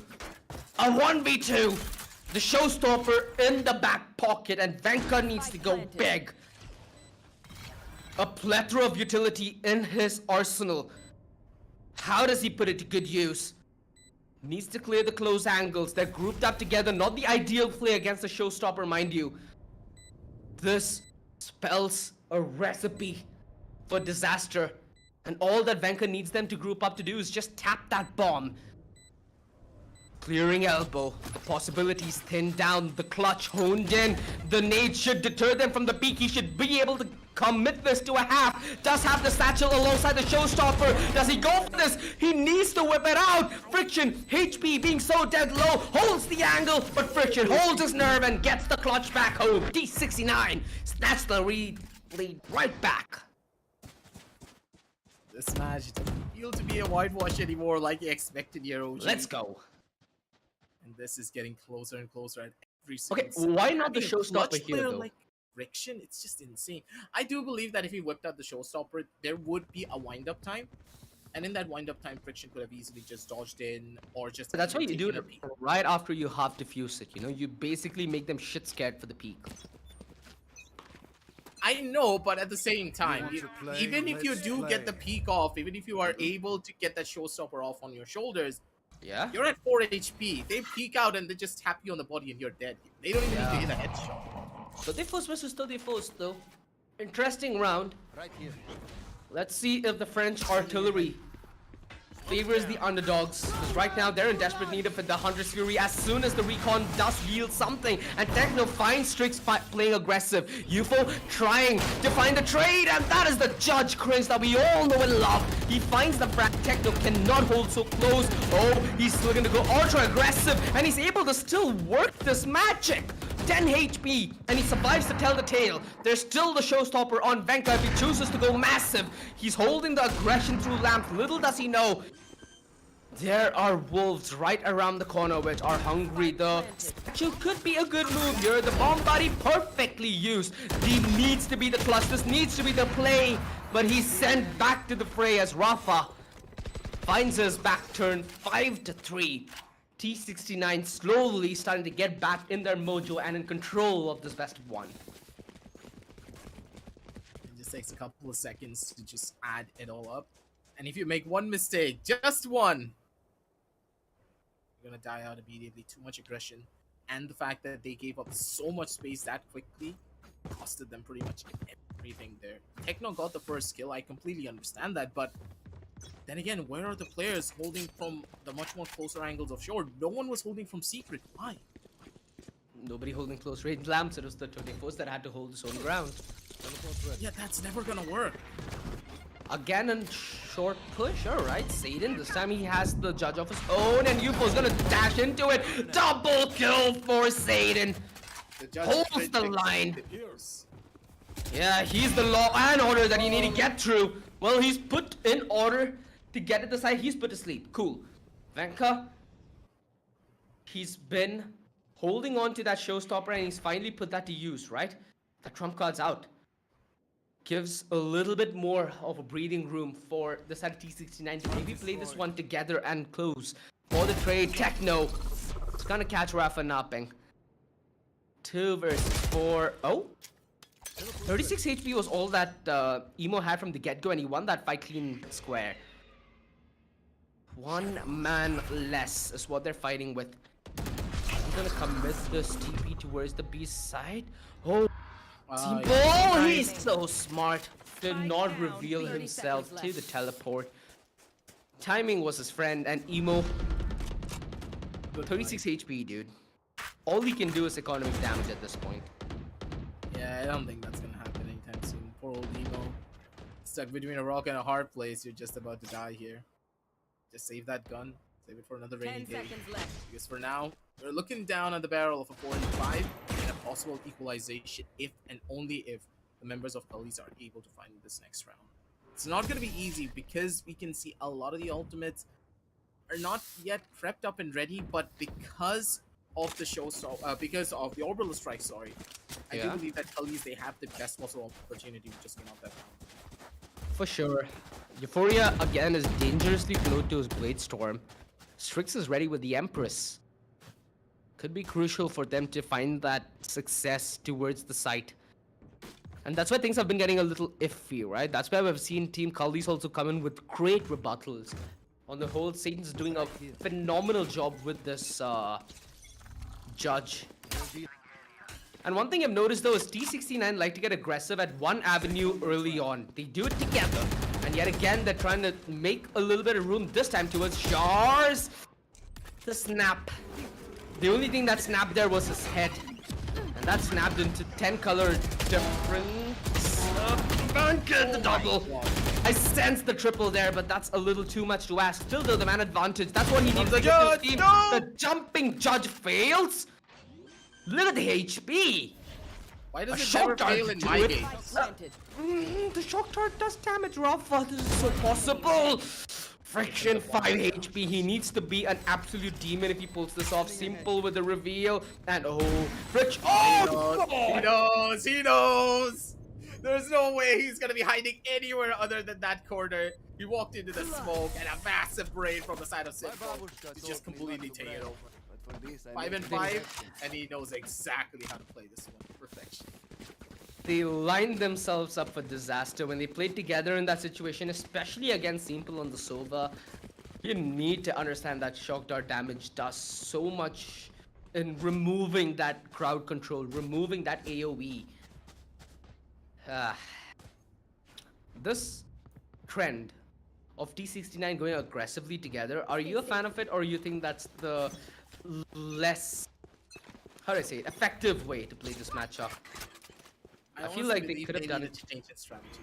Yeah, I feel like they should have done it the last round, in fact, but this time it's UFO with the Blazer and has the judge close range for the Lamb's push. The peak, not just yet, Satan. This is like getting a taste of your own medicine. I don't even feel bad for Satan at this point. When you have too much PTSD from your own games because of the judges, but then again, here comes the Techno! You're an absolute demon! Mega comes in strong. Takes out UFO as soon as he peeks out of the corner, and Rafa tucks in a rock, get a hard place, and an operator down your throat. Techno's gonna be able to get a triple kill for himself, and a 6 and 5 score line to Last end it round all off. in the half. Ladies and gentlemen, Team Cullies. They're giving all the members of Team T69 a team full of members who have a plethora of experiences over the last 2 years of Valorant's life. The one for them. The utility in the last round was just so overwhelming, dude. The boom bot, the guiding light, the hunter's fury, the pain shells. God. Stuff that certainly won't help you sleep well at night. Well, the half has been so well recovered by Team Collies that right now I feel like T69 desperately needs this round. Even though they don't desperately need it per se, it's gonna speak volumes in terms of status at the least. See how it all plays out for them this currently. Don't really see much in general, but up! Evo, it just... Nah, man, you know for a fact someone's gonna do it. It's too good to be true that there's a gap, especially in the pressure on someone's. Oh, the aggression and tandem. They play together, they hunt together, and friction. Oh, no! Spike down. Questionable at the very best. Tricks given a lifeline here, a possibility. Whips out the Empress, but that means that there's so less time for him post-plan because the engagement is a mile away aggressive. Is he gonna play the plant or is he gonna play for kills? Still not committing to the tap. Strix. Clearing towards the back of side. Very standard stuff. Half the Empress already down the drain. Make it 3/4. Time tripping out of his ultimate, and he needs to set up the ultimate play to make sure his round ends in an equalizing half. Nah. Satan doesn't need to play on the judge, because even with the Vandal, he does not budge from a fight. 6 rounds make it 7. T69 on the back foot, okay, understandable. It's only 2 rounds. It's the pistol that's gonna decide it. But what scares me more here is the fact that this is a best of 1. We've not seen much of Team Collies, but we've seen a boatload from the members of T69. Sure, not them together like this, but we have a good understanding of what their synergy is like. We have a good understanding of what their play might be looking like. Although I'm loving this fast, explosive play that Euphoria has been coming in with. The only question is, how did that story change on the defense? You've been a fan of the aggressive jet with the rifle, and that's something that Euphoria can very well do aggressive. And he will do it aggressive. But the 7 and 5 scoreline, it feels like one of the... I don't understand. Team T69, they're going in for the same strats over and over again. They want to go in for fast rushes. They want to take over the side of lamps, and that's it. Anything else different? That's not going to work there at all. And I'm really hoping that on the defensive side, at least, we see a little bit more of an emphasis on playing the rounds differently. Taking a shot here. Info fighting up a bit more than you can chew. Red cup. Satan finds him through the smoke, though. Spike planted. Emo, that trademark plays, now his information will be... Wait, they don't know? That's questionable. So, how does nobody clear the close corner? That's very weird. Alright. Throw peek, shock dart, does ample damage. T69 quickly dismantled. As soon as they commence their push towards lamps, it seemed like a doomed prospect.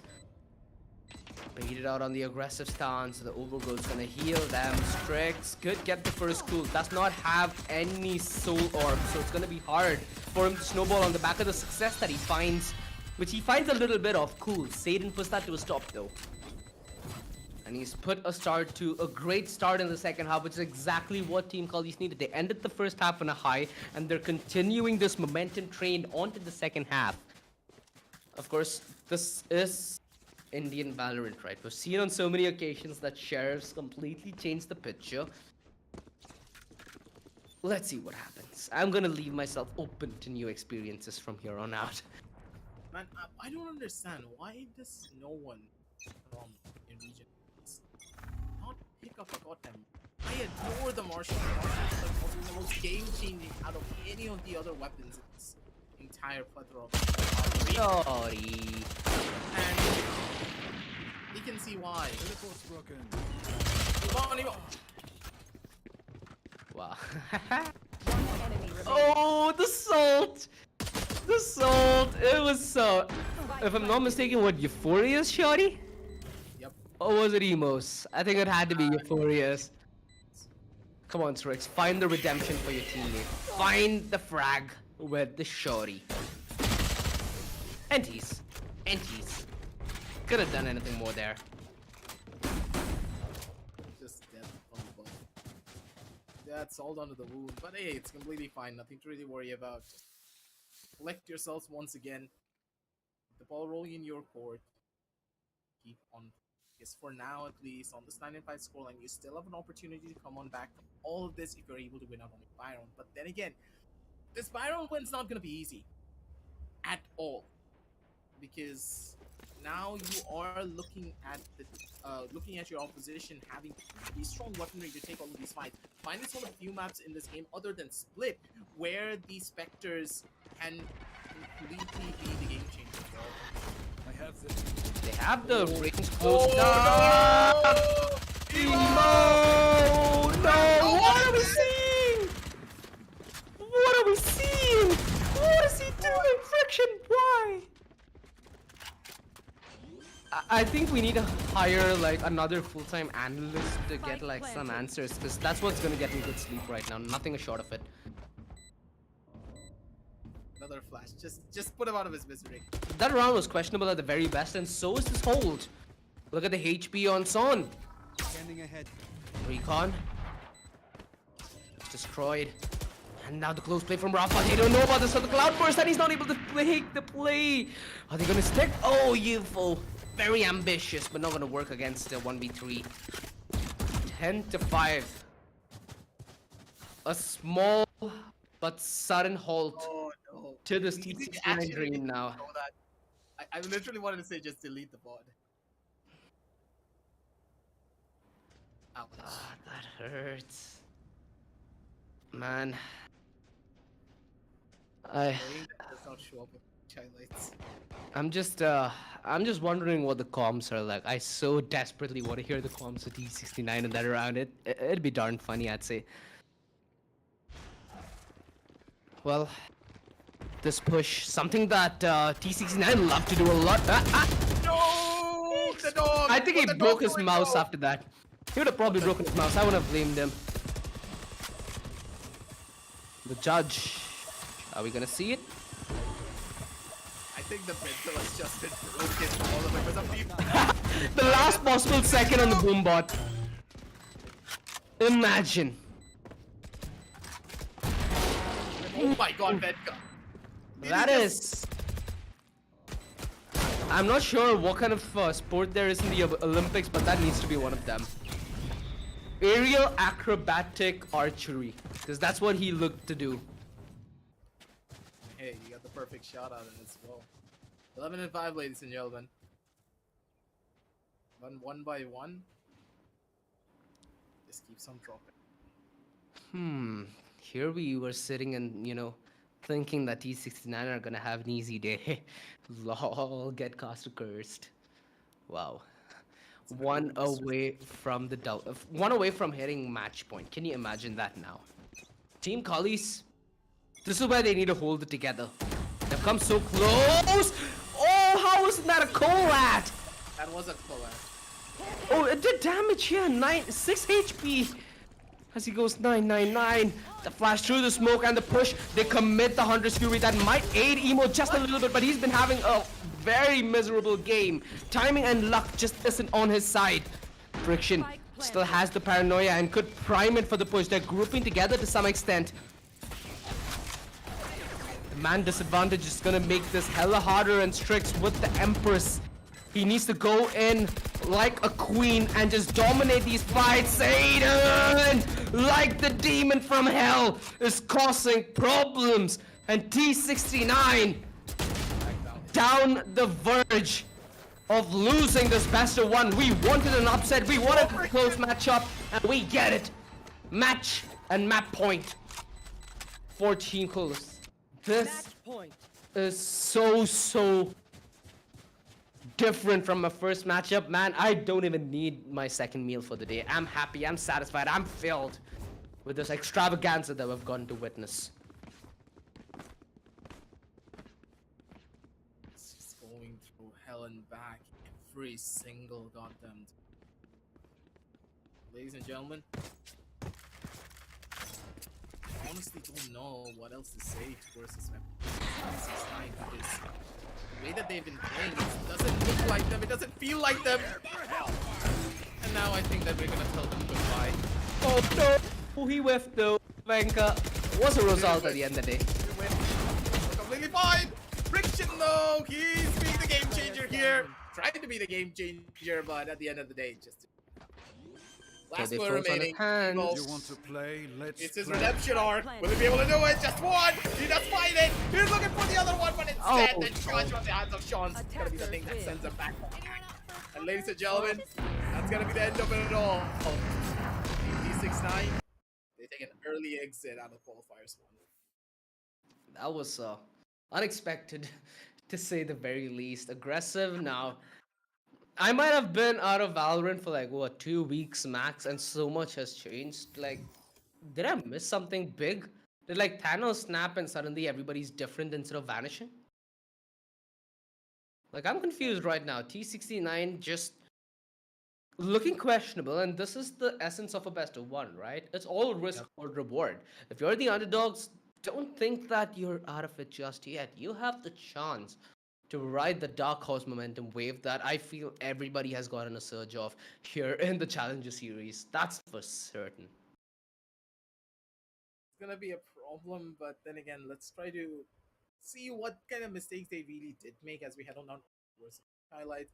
get a top-down view of what's really moments, the whiffs, the shots, pretty much everything and anything. But then again, I don't think there was any form of an aim diff here. Yeah, Emo was having a bad game. We all have these bad games, so don't really give him any sort of score for that.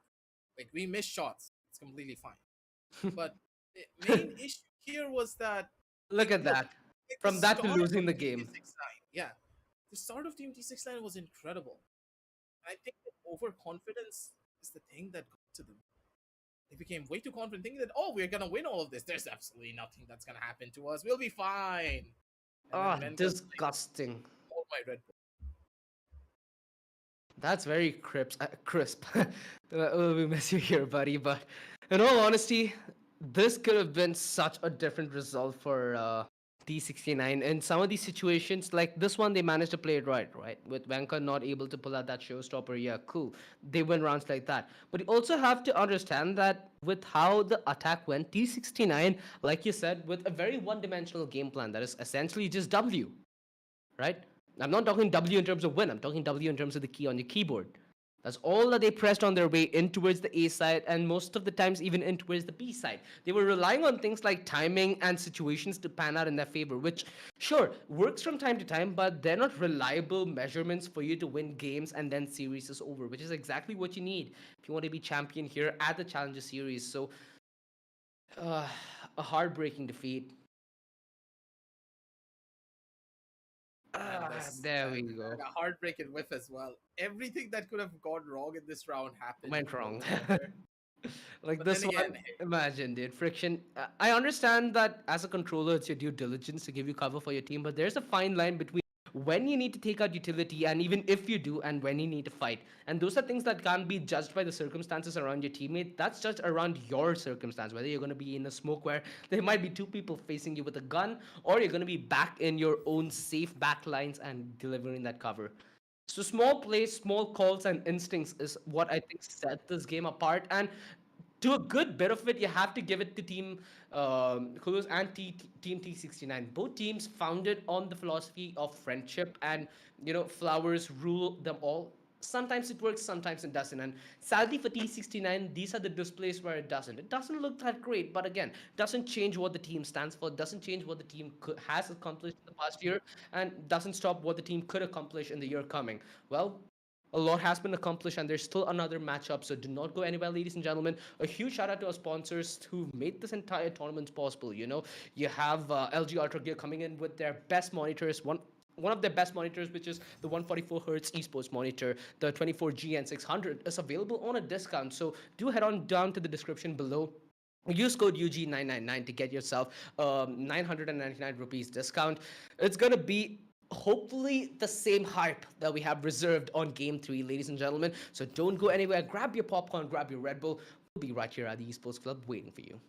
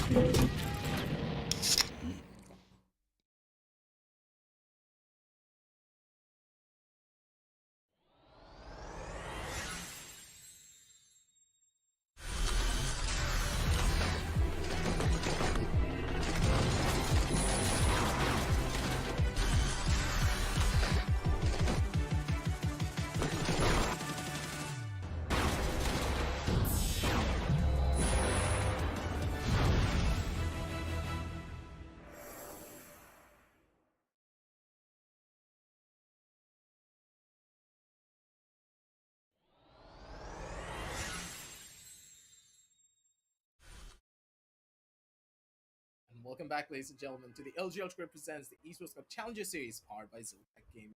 We are now back on towards the hot seat, and after a very, let's say, interesting matchup that we did have. Interesting, yeah, to say the Yes. least. Yeah. Interesting matchup that we did have of Team T69 versus Team Cullies. Team Cullies were able to take a pretty dominant victory on a 12-5 scoreline. 13-5 scoreline that we were not really expecting, considering the incredible potential and, of course, the experience that the other team had. Hey, the game of the underdogs, it seems, for this series. But as we head on down these matchups, we do see True Rippers versus X Gravity Esports. Let's see how this one pans out, because we know for a fact that a lot of the members of X Gravity Esports, they're really good players, but going up against True Rippers, I don't think being good at the game. Kind of get what you're saying, but I feel like a lot of this is on True Rippers, right? They have the responsibility to uphold their name. They have the responsibility to uphold their status. If you talk about X Gravity Esports, they might be good names, but they're not really names that are floating around in the competitive circuit, if you know what I mean. They're not our staple names, whereas names like One Tap God, names like Relic, we've seen them on a lot of different broadcasts, we've seen them on a lot of different tournaments, and we've seen them deliver as well. So they certainly have that portfolio in terms of having the upper hand in this matchup. But again, all that changes in the context that this is a best of one. Prime example, the game that we just had before this, where T69 fell prey to their own medicine to some extent. I feel like they started the judge play and then it ended up working against their favor. They weren't really able to find momentum after the attack, where it was a little one dimensional, not gonna lie. What's gonna be the story this time?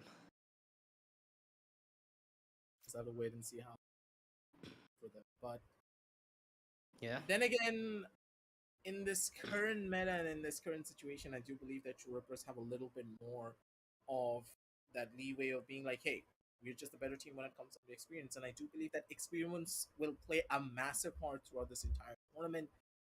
Yeah. And for now, at the bare minimum, as we're going to ease into everything that's going to happen for this Challenger Series is heating up already. We don't have 6-9, which was a pretty dominant team throughout all of their runs in our previous tournaments and in other smaller scale tournaments. While they're always a team that finished in the top 5.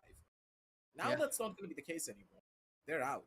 They need to find their way through qualifiers too if they want to get an opportunity to do this one again. But considering the caliber of some of these underdog teams, True Rippers, they cannot, and I repeat, they cannot cause, and like they cannot take their opponent. X-Gravity, they could just come out of absolutely nowhere and take them down. For So sure, let's see dude. how it all goes down over onto the map. What kind of agent selections we're really hoping for. Paradox, hey, if he picks up a Neon, Let's not go there again. okay, hey. Let's not go there again. I can have a dream, okay? I can have a dream.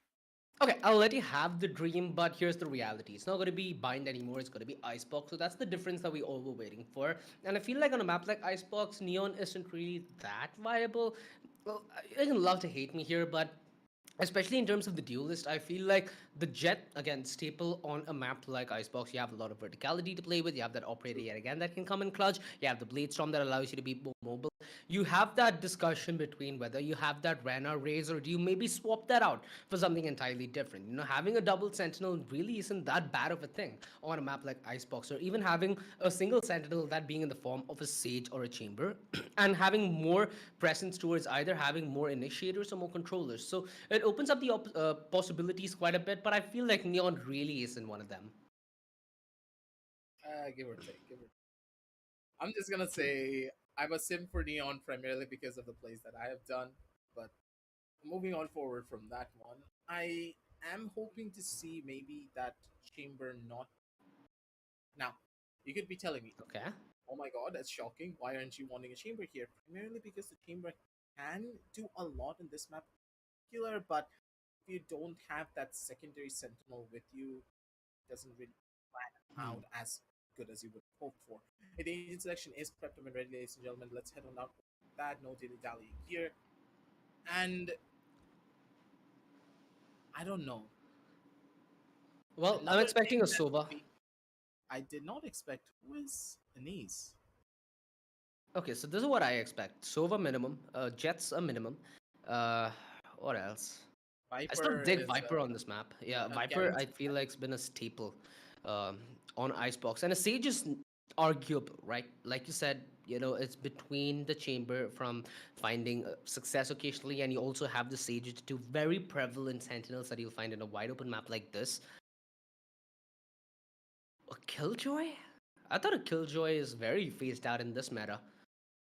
Killjoy Is this a drop that is you dig? not exactly. Killjoy just doesn't really hold as much merit. Why do you want to pick up a Killjoy when? Yeah, I get it. The lockdown's pretty strong. The lockdown's pretty potent, but considering that every single Killjoy lockdown position is now shock dartable, and someone has to have a lineup for the shock darts at this level, there's not really Okay. much counter for Double any. Sentinel though. True Rippers, they locked in the Sage and the Chamber. This is the Yeah, they change. This need is the the deviation that I was looking forward to, my man. I'm happy with the draft that we've gotten on our hands. On the other side, we have both the Jet and the Rana available for XG. So it's XG basically in a position where they can take fights across the map, and True Rippers are in a position where they have a lot of control across the map with the draft that they have put in. Of course, it does come down to the nitty gritties, right? It comes down to the utility, it comes down to the timing, and it's been that way for the entirety of the day. With this being Icebox, it's a nice change, it's a fresh change, it's a cold change that I think all of us are waiting for. What's your prediction now out of the bag? Do you think that True Rippers have this one in the bag with the double Sentinel draft, or you think there's possibility for upset with that double duelist draft that we've seen from the other side? The double duelist setup is. Let's head on down over on towards the game, though, ladies and gentlemen, the doubles because the double sentinel composition, the way that it pans out, it just holds a lot more merit on this map in comparison to the double duelist, because the double duelist still feels like old meta. You don't really get away a lot with the Reyna, and we had this conversation as well before we jumped on over onto the game, that the Reyna on a professional game, it's not that strong, because unless you can get the ball rolling in your court, you just fall flat on your face. Yeah, none of your utility will be useful for either you or your team except for that flash. Regardless, we can do all the discussion, we can do all the talking, but it's in the playing that differences come about. XG starting off on the defense duty, on the attack actually, with a double duelist. Now that's gonna be crucial. They get a chance to start off on what's fundamentally the stronger side for their draft. Early push. Easily punished. One tap got sent back to the grave, and that's an overheal that might cost them later on in terms of the doink. Wait! Crosshair's using a ghost or... Come on.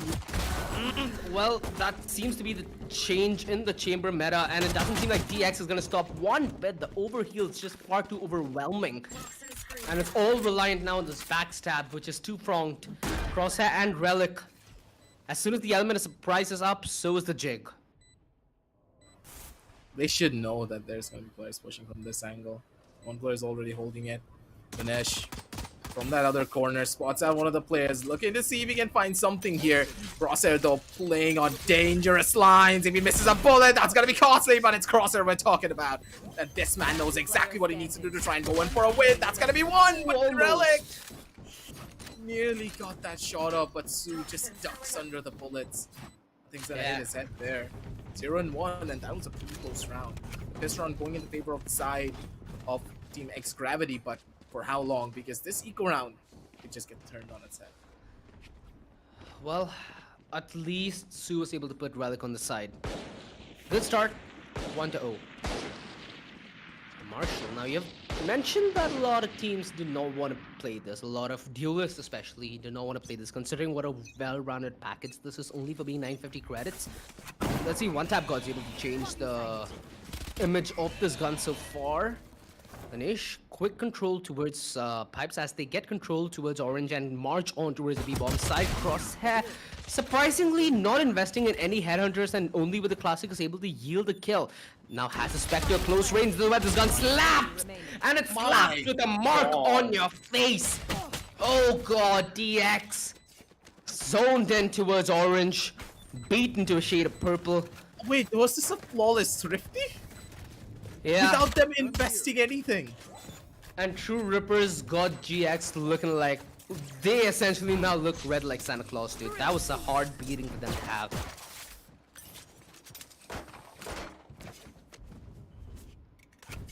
That's tough, man. That's actually so tough.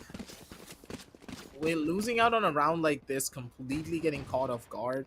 I understand, like, Crosshair was just... No, the thing is that Crosshair just had a lot of nutty shots. I understand that. Sometimes your opponents are just, like, absolute gods, and you're sitting in that situation, like, did we just get slapped by one person with a classic, and then he just killed 3 of us? Big L. I guess he's built different. Aggression towards Pipes. Mid control not being contested that heavily. They spot Crosshair though. Perhaps that's so they'll understand when mid's gonna be compromised, and that's something that they can maybe relax their defense towards mid and focus in towards aggression towards another side. That though is the leverage that they no longer have. DX exposes off the bot, gets the tag here, Master, and also spots another player. That's information that they're not gonna commit into A for the next 20 seconds, and they're nowhere deep into any commitment area. Still holding that crossfire here. True Rippers do not want to be truly ripped. They don't want to be given the taste of their own medicine right now. Deploying drone. I'm just gonna wait and see how all of this is gonna pan out for them. But again, AZF, he is on an angle that he can easily take over, but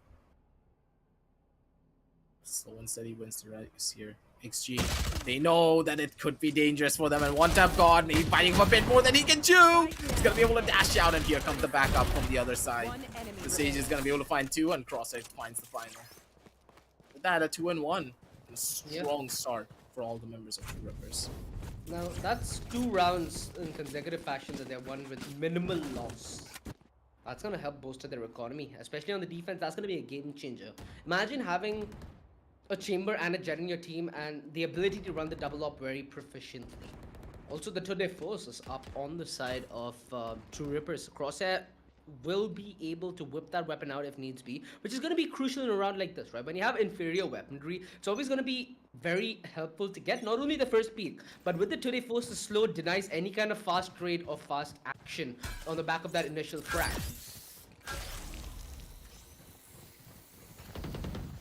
Now though, it's just gonna be a waiting game. XG. Making a full-scale rush happen from their own side on towards the other plane. They want this B side There for we themselves, go. but this to the force. Yep, Shit! that's gonna end the person right there. Third person experience for what seems to be the start of more grotesque action. Crosshair, trademarks lined up. Knows what kind of a play he has set in front of him. Relic, all he needs to do is spam as soon as the tap comes on through. Finds the first, could walk into the pit but gets deleted instantaneously. It's all on a DX, the Empress pop. He needs to come massive. Not able to get a soul out for the dismiss. Master quick on the deny and free upgrades now for True Rippers. Okay, a couple of skin upgrades as well from the sidelines. Okay, Forsaken Vandal, best Vandal in the game.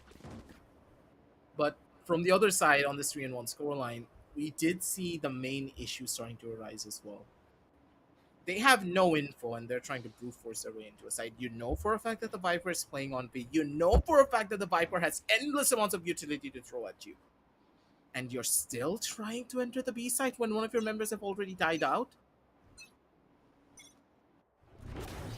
What's the plan there? Absolute commitment. Oh, I wish my god. God, absolutely committed on top of 410. And he looks to blaze it at 420. One tap, pushing the pedal. And he's darn near A. perfect with the way he reads these plays. Again, it's only pistols and inferior weaponry he has to play against it. Cool. But it's important to win rounds like these. Otherwise, you end up in a situation which X-Gravity Esports were in right after they won the pistol, right? Sometimes the easy rounds that he let go cost you more than those difficult and nail-biting ones.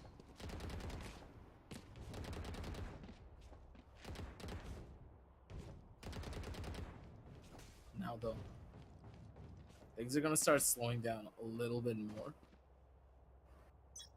because of the way that this all pans out. But once again, True Rippers, I don't think they get the memo here. They're still going in aggressive, and now One Tap God has an operator in his hand.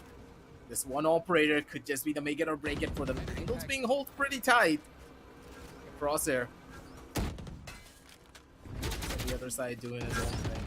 Yeah. Good to spot out the Reyna because all the members of the defense, now that they have the information that a couple of players are just chilling and holding, they don't need to play aggressive.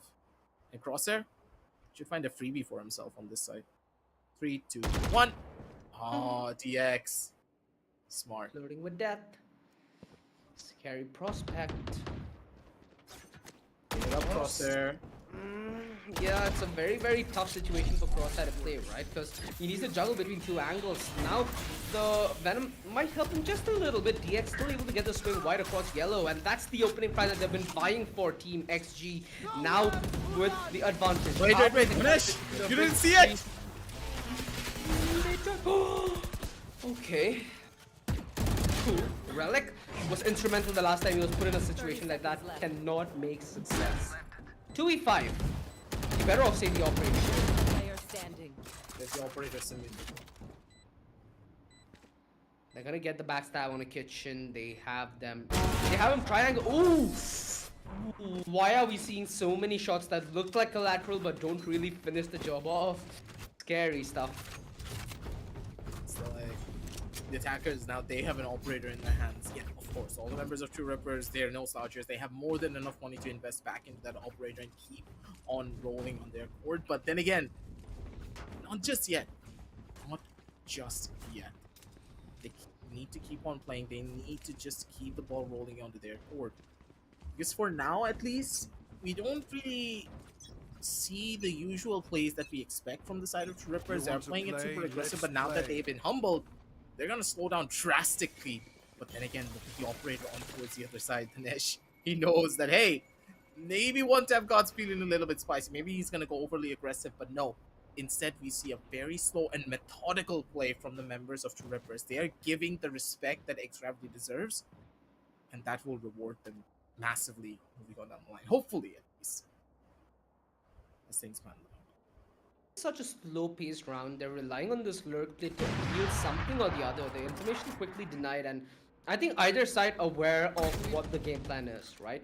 They know that the stack towards A side's very relevant and utility being denied from either side. The lurk from DX yields that there's no aggression towards B main, hence the lack of information, if you may add to the theory.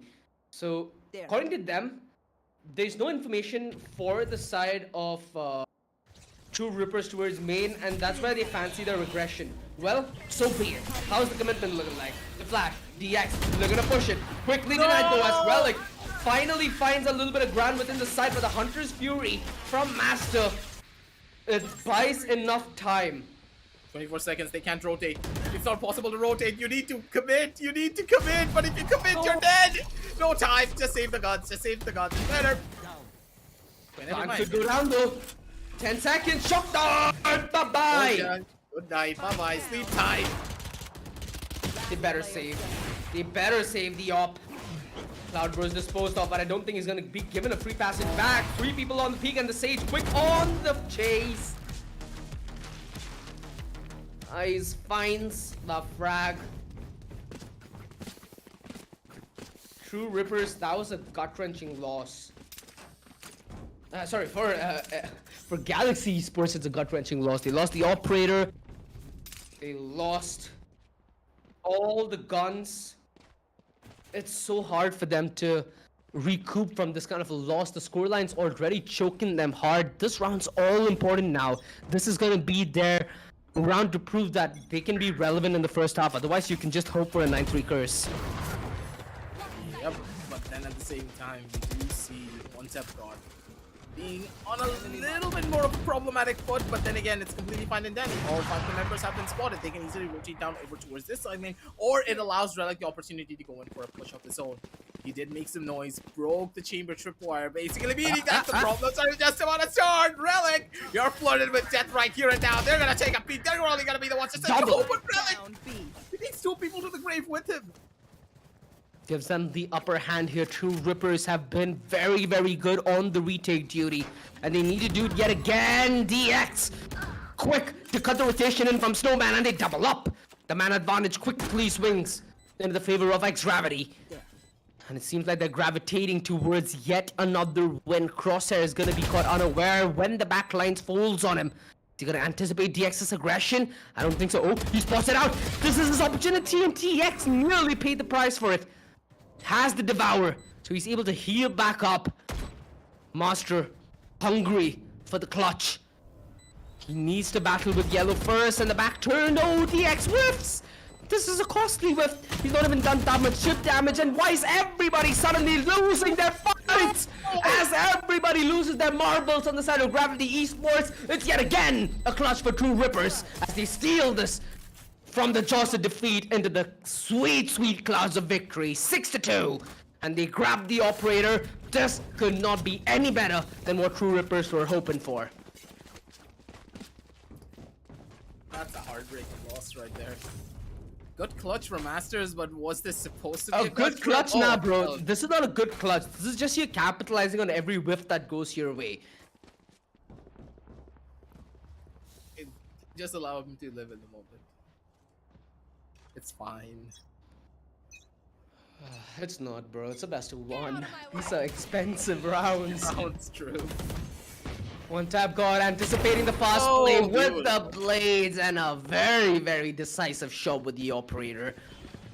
Repositions on top of server. That's where he is anyway. The tag. When's the peak coming in, baby? Gets toyed around with the wide angle. And for ASD, that is SAD. Master pushing the forward, pushing them back to where they came from. And Sue together 1 frag, and that's less than you need for even a scarf. Forget a sweater. This is not a warm day in Icebox anymore. This is a hellish inferno that Gravity Esports have been pulled down to.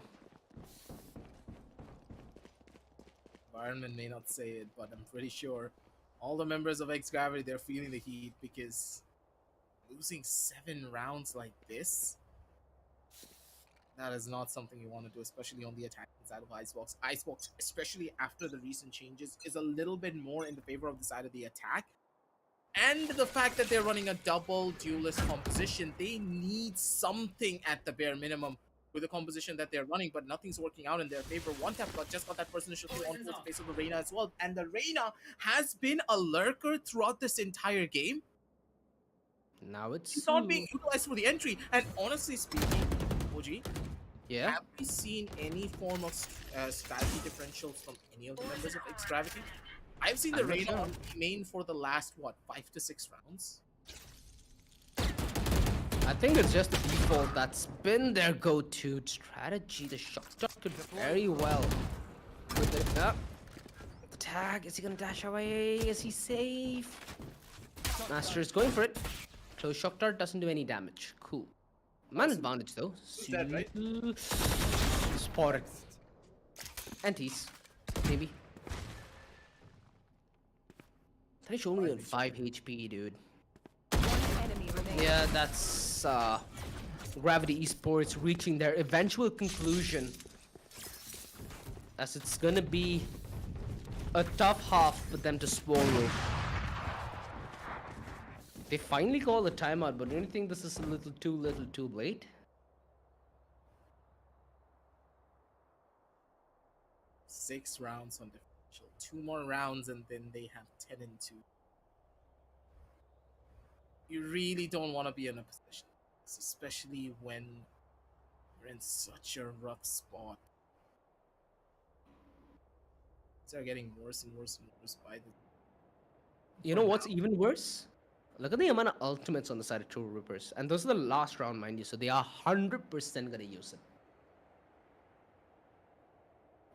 Easily utilize every single one of their ultimates. They even have the resurrection to work with. So hey, if either the Jet or the Chamber dies, they still have Straight their up two revive. that they have their knives. Yeah. You get that revive, you get him on his feet, even if you do end up trading, you get a man advantage. And again, the favorite site, one of my most favorite sites in Icebox. Well, this snowman, that's the kind of temperature that X Gravity Esports need to be if they need to win this one. A very, very big comeback is what's expected of them if they are to take this best of 1 dub against need True this. Rippers. Yeah, they need ice in their veins, my friend. Cold, calm, and collected, and they're looking to see if they can push through mid. A little bit of a different changeup, but Crosshair. Oh, he's gonna get the perfect timing. No, Is it- no, utility! What was this? No one heard him. What? Nowhere to run. Wait, hey, yo. Hello? Same team, boys. The hunt begins. Yeah, exactly. But that's what Cross had to say, as he just goes in with no regret. Nasty double kill on the back, but has that to the force if he wants to commit that for the peak. Why didn't he? Okay, they're feeding XD. I mean DX, Lamau. I think that's how he wanted us to do it. One tap guard position to give it away. Cloudburst disposed off, and he finds the head, and he puts them to bed. His name is synonymous to all of this. Last round before the switch. 9-10-2, dude. I told you, it's soon gonna be the last round. There needs to be some time where they put their ultimates to use. This is when, maybe? We gotta see the Blade Storm before, sure, but the Revive, the Hunter's Fury, the Tote Force. A lot you have to see from the side of True Rippers. And like you said, aggressive. It's been a very simplistic default that Gravity Esports have been gravitating to. That lurk towards B, they lurk towards tubes, and just holding their ground outside A side. This is not the recipe to success, my friend. You need to be very diverse with how you approach your attack. Otherwise, you're gonna be the prey that they're gonna prey upon. Right here. Do see a little bit more of a problematic situation on the other side. Relic. Maybe biting for a bit more than you can chew here, buddy. If you're not careful. Dangerous games being played, but at the same time, Relic, he likes to flirt with danger. He likes these type of situations because now the army's gonna be hitting him down over towards the B side, trying to nuke it down and take an entry. One tap got one of the rare misses that he does have, but then again, Relic gets all up in him. Oh my god, he's in the perfect spot. Look out behind you, man. Oh, that's gonna cost you. One shot miss basically means it's all done and dusted. They have the full control, but the Hunter's Fury can delete everything. Bye-bye. Kill onto one. That's a random kill as well. It's still a 1-2 versus 3 situation. Crosshair, he needs to be perfect here in this situation. He's gonna be one completely fine. Shock dart winning it. That's gonna be a shock dart kill as well. Master fights it on a Zoo. This leaves the round wide open. 1 versus 2. For ASD, it looks to be SAD, the reveal, the tour de force, he holds the ground and the clutch. My babushka taught me not 9-3. Is this the curse that they desperately needed? Because right now, nothing else seems to go their way apart from this score line and that clutch. My god, everything went wrong in that round. It was a 2 versus 4 situation and it came down to a 2 versus 1.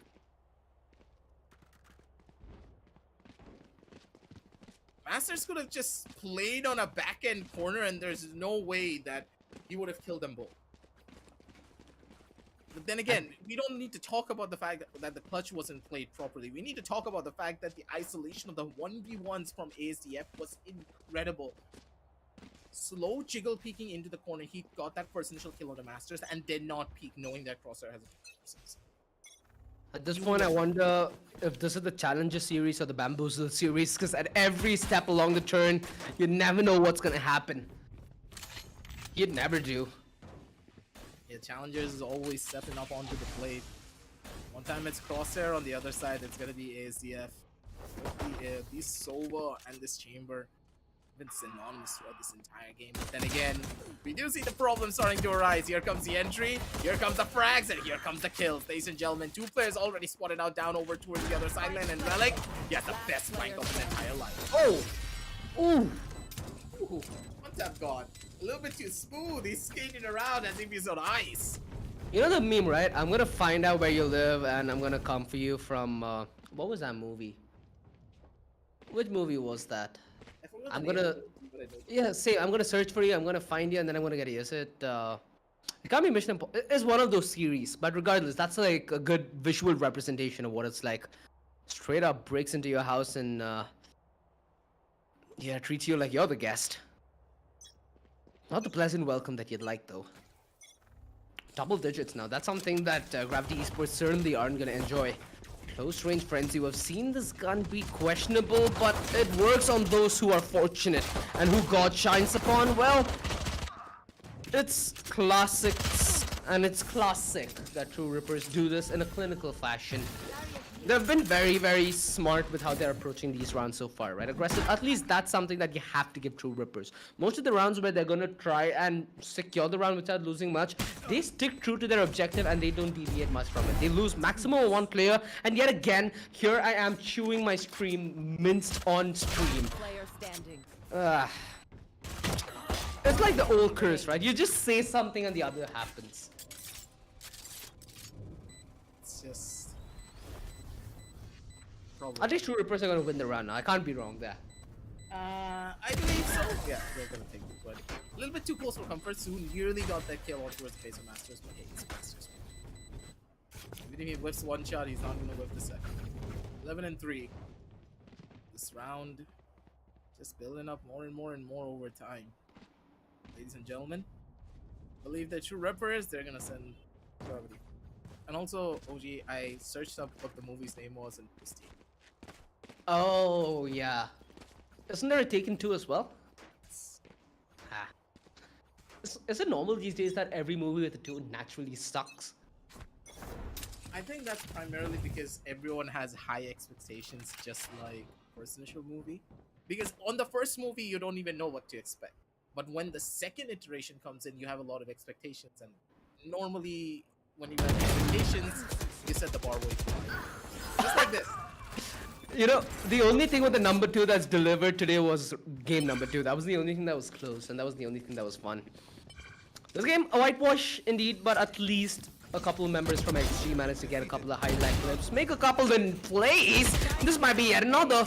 Last player Well, they standing. require yet another to avoid map and match point, which they can't. One tap god quickly takes Sue out of the equation. 12-3. Match point. True Rippers looking to finish this one off and head home for a nice cold one.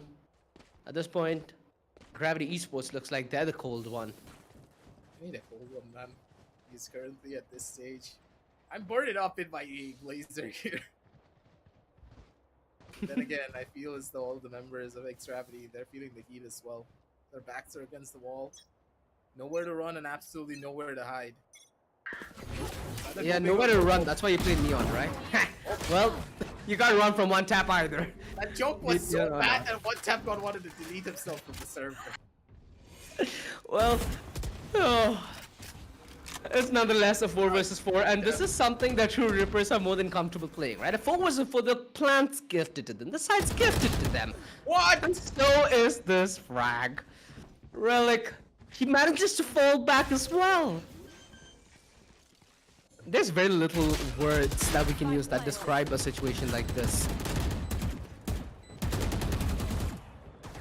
Masters, why do you peek that? Who repeats that?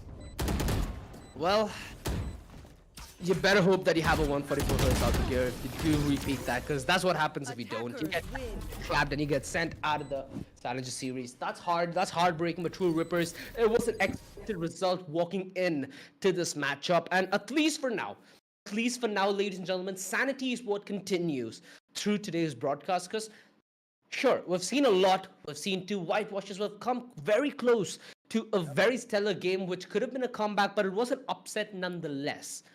We still have one more game left. Is this a day that you all wanted? Because this is how we come back with Valorant, man. It's been a long time missing, but hey, I'm enjoying this first day back. It seems fly. It seems why, but at the same time, the matches, it's kind of expected that this would happen. As we head on down over towards the match highlights, a round of 32 for pretty much any tournament will be a little bit more towards the one-sided place because, hey, a lot of the teams, they're not going to be up to that par. There's going to be a lot of mismatch when it comes down to raw mechanical skill and the way that the teams are playing. But in this game in particular, I do believe that XRV Esports, they played pretty phenomenal. Their aim is on point. They just need to work on their strategy and the team play in coordination together as a squad. Mechanically, they're all gifted, but as a team, not just yet. So let's break it down here. It started off with Gravity Esports on the attack, right? They were very, very default on their attack. It seems like there was always going to be one person lurking B, one person lurking late mid, and everybody else outside A. That's not a viable attack strategy, my friend. Not by any means whatsoever, especially against a team like True Rippers, right? You have a player like One Tap got cool. That's one player who'll maybe go out of his way to get that frag. But you have the other 4 players who are quite disciplined. So it's not going to be that easy for you to find that opening off the bat and to, how do I say, make that passive stance actually make its worth pay. Because what you saw there was essentially True Rippers boiling the time down, chilling, and being more than comfortable playing retake, which is what we saw on time and again. This 1 versus 2, man, if this happened in my game, straight up surrender button. Nowhere else. Look at that. What is this, server diff? I don't get it. It was like on him. Riot.exe stopped responding? Like, I do believe that it's just Vandal.exe. I mean, the Vandal is one of the few guns that has it can play with your enemies and can play with your feelings as well. Yeah. This rounds that helped them get early success also helped True Rippers sync up their ultimates, which came in clutch very later on, right? You can see these rounds where so much pressure was being applied. And what? Like, what? What was that? a shock dart was just, and then there came that beautiful clutch from ASDF. He just knew how to isolate the angles. He knew exactly what to expect. The angles were done to perfection, and he didn't miss a single beat here. That's what I meant. Like, the team has a lot of potential. They just need to improvise. They just need to improve further and just build themselves to that next level slowly over time. Ladies and gentlemen, yeah, it's a sad exit for the side of X Gravity, but I do believe next time around they're going to be. Yeah, for sure, man. It's been a long day, but there's still one more game yet to go, right? So it's called for maybe a break. We have a lot of time left, and it's one best of one that you have left on your plate, ladies and gentlemen. Before you head off to grab your Red Bull, grab your popcorn, though, a quick shout out to our sponsors to make this amazing show possible. If you want to maybe land frags like that Nutty Toad forced through that Viper spit, you might be in the monitor for a brilliant 144 Hz monitor. So do head on to the description below, follow the link, and use the code UG999 to get a 999 rupee off on your purchase of the LG24 GN600. ZOTAC, man, if you have frames like that, you can make clips as well. So make sure you do head over and get the best that they have to offer so that you can be the best that you can get. And of course, this has been the Challenger Series. We've been seeing a lot of challenging teams so far, but there's one game yet to go. And for that, ladies and gentlemen, the wait is going to be worth it, as we'll be back just in about 5 minutes.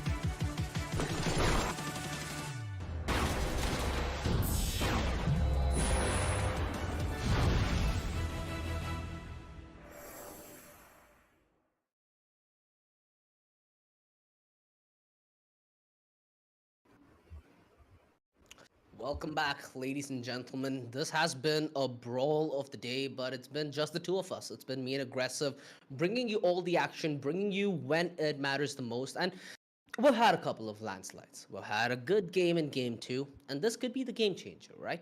We have Blind Esports. I'm looking how their debut is going to be into Valorant, and this is their chance. A very nice stage for them to set their debut, and it's going to be against MRZ, a team that, again, we do not have a lot of info on. So, are they going to be able to ride this dark horse momentum train that's been surging through the Challenger series lately? Well, those are questions that you'll only get momentarily, but a huge shout out to our sponsors who make this tournament possible. Down in the link, you have a secret code that you can get a nice little deal on a 144Hz monitor on. So a little birdie told me, and that's why I'm telling you. So don't tell anybody, don't tell TEC that I told you this, because again, you never really want to get into trouble. So banger deals just out for grabs. Again, only for you and only for you to get better. We've seen a lot of this tournament be miraculous plays, right? So it might as well best be in your best interest to cure yourself to be in the optimum situation for the optimum play. If you really want to play on the big stage like this against all the other big guns, you got to make sure that your gear is up to par as well. Because you don't want to blame anything on your gear, especially when you're up against the player who have the most top-notch gear in their own computers and, of course, their peripherals. But for now, what we really do want to see is a lot of top-notch gameplay from these players in particular. We don't know what to expect from either of these teams. We have no idea whatsoever what they are capable of as a roster and as a unit. Yeah. So let's see how it all pans out for them. Because currently, OG, I do think that, as you just stated, with a massive name such as Blind being on your side, players should also have that opportunity to just showcase their mechanical skill and, of course, showcase their dominance in the plane of Valorant to the best of their own abilities. Let's just wait Yeah. and see how it all goes, because currently we don't know what to expect, but the players, I think they already know what they're going to be going up against. And I think here's the important part, dude. It's a best of one. It's a best of Yep. one, right? So it's all to lose, all to gain. You lose that pistol, suddenly there's a little bit of stress, suddenly there's a little bit of problem. Like how we saw in the game prior, right? True Rippers lost the pistol, but they maintained their cool. They were able to win that Thrifty on the back of a couple of ridiculous classic frags. I'm not gonna lie, that was not supposed to happen. But those are the situations that completely turn the tail around. And in the course of a best of one, you did not have the kind of mileage to withstand such a big L. So you need to take your W's where you find them, and you better take them when you find them, or else it's gonna be a big problem. That's true. Because thrifty rounds in the game of Valorant are seemingly very easy to come by. You talk about video attack FPS. Yeah, I just figured what you said. It's such a mind buster because you have Blade Storm, you have such nice Yeah, pieces of like arsenal in your there's back pretty pocket. much everything. Like you can get a thrifty as if you're like getting a handout of pizza. You order a pizza, you get it for free, pretty much. Dude, both of us are yet to have dinner. Once more, you mentioned pizza is when I get off the broadcast. Well, Hey, I hey, think there's a lot of I think sushi in what's the food here atmosphere. is the draft, dude. Look at the juicy draft coming in from the side of MRZ, if I'm not mistaken. That's a raised jet and a chamber alongside a breach. So if we're looking for aggression and it being played perfectly alongside a passive stance, this is like the perfect yin yang for it, right? That's the thing. When you consider both of these compositions, this is a very split composition.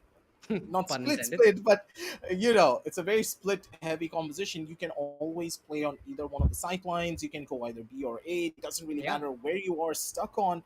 This composition is just all rounded in particular, and this is what I love about both of these teams. They know exactly what composition to play to give them that advantage on the long run.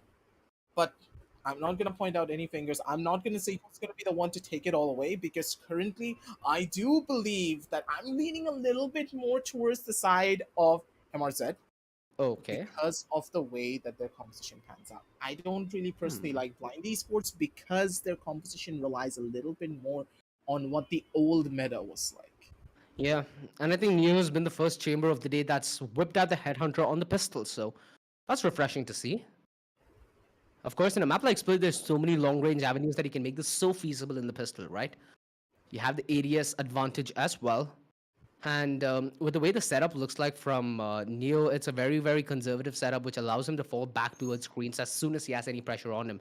Not going to be the case, though, as it's going to be a split approach, like you said. They're looking for aggression towards A, they're looking for aggression towards B, and slowly taking control of mid. That's what Blind are after. They're looking to root out aggression and root out information where they do find it. Trade of utility that forces aggression, and Punisher, he God. is gonna be living up to his name as Retox is the punished. Utility still on the side, and Assassin is able to find Assassin! Neo I death. didn't notice that. God damn it. Well, MRZ need to notice this aggression. That's what they need to find, and luckily they were able to stop Assassin in his trails. The rotation, though, won't be stopped whatsoever. Blind Esports want to commit on the back of this, and only one headhunter left on our chamber. Caution. That's what he needed to take as he pushed the smoke. Sadly, couldn't find much of it. Punisher, no utility for his fallback. He needs to commit, and the damage being done. It is so much time being bought. The nade forces the reposition. Mind, he's gonna be in towards Green, and he needs to play in tandem with Andy. Very little utility left for them to make this play possible. The only thing that's giving them a chance, though, is Blind Esports are not allowed to reposition. They have to play from within the side, which means MRZ control the fights. Yeah, they can't control their fate. They can't control their luck, and they can't control this round. You just need to give this one away. At the end of the day, that's going to be the first initial round going in the favor of Blind, but for now, at least, yeah, on the attacking side, you want to get as many rounds as you possibly can, but this composition is something that we haven't really seen in a very long time. When consider something here, OG, because of the way that it's all panning out and the way that it's all playing out as well, you would expect a little bit more emphasis on the teams just playing a little bit more aggressive in their own right. But Yeah. instead, we see a completely different light.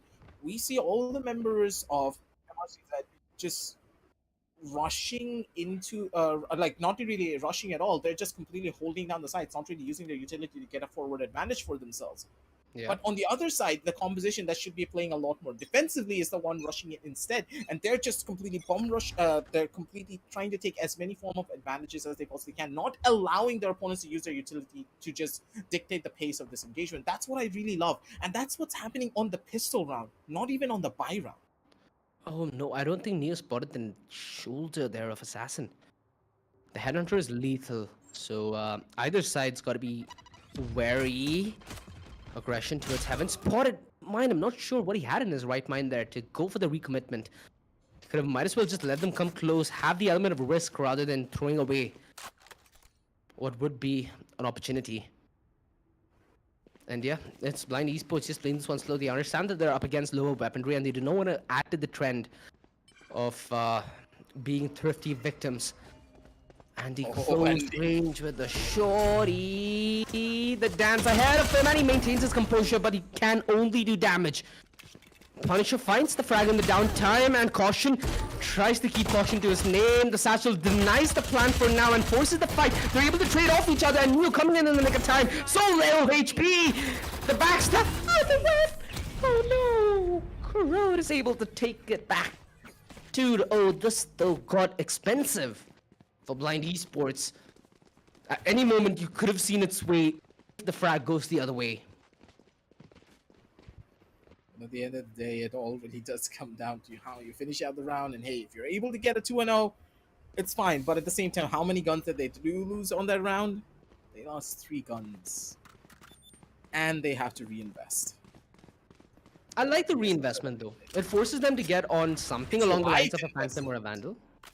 That's the problem. I assume maybe a Vandal, maybe something like that. Sometimes the bonus where you just throw that round away. Not a fan of that strategy, aggressive. It is a popular strategy for a reason though, because it works. It doesn't force Kuro to use the Tailwind, still has that to his disposal. Utility though being disposed of. by MRZ. They've fought back a little bit of that aggression, and they can't afford to overstay their welcome. That's what's going to be the game changer here. If you overstay your welcome against inferior weaponry, they get in a range where they're suddenly very viable, and that puts you in a very vulnerable position. Not a position that you'd like to be, considering the RNGesus that you need to be if you are a Valorant professional. Punisher spots out the aggression yet again, flirting with the idea of going on this peak with mind and instant punish. Rednox didn't get a chance to wield his magic.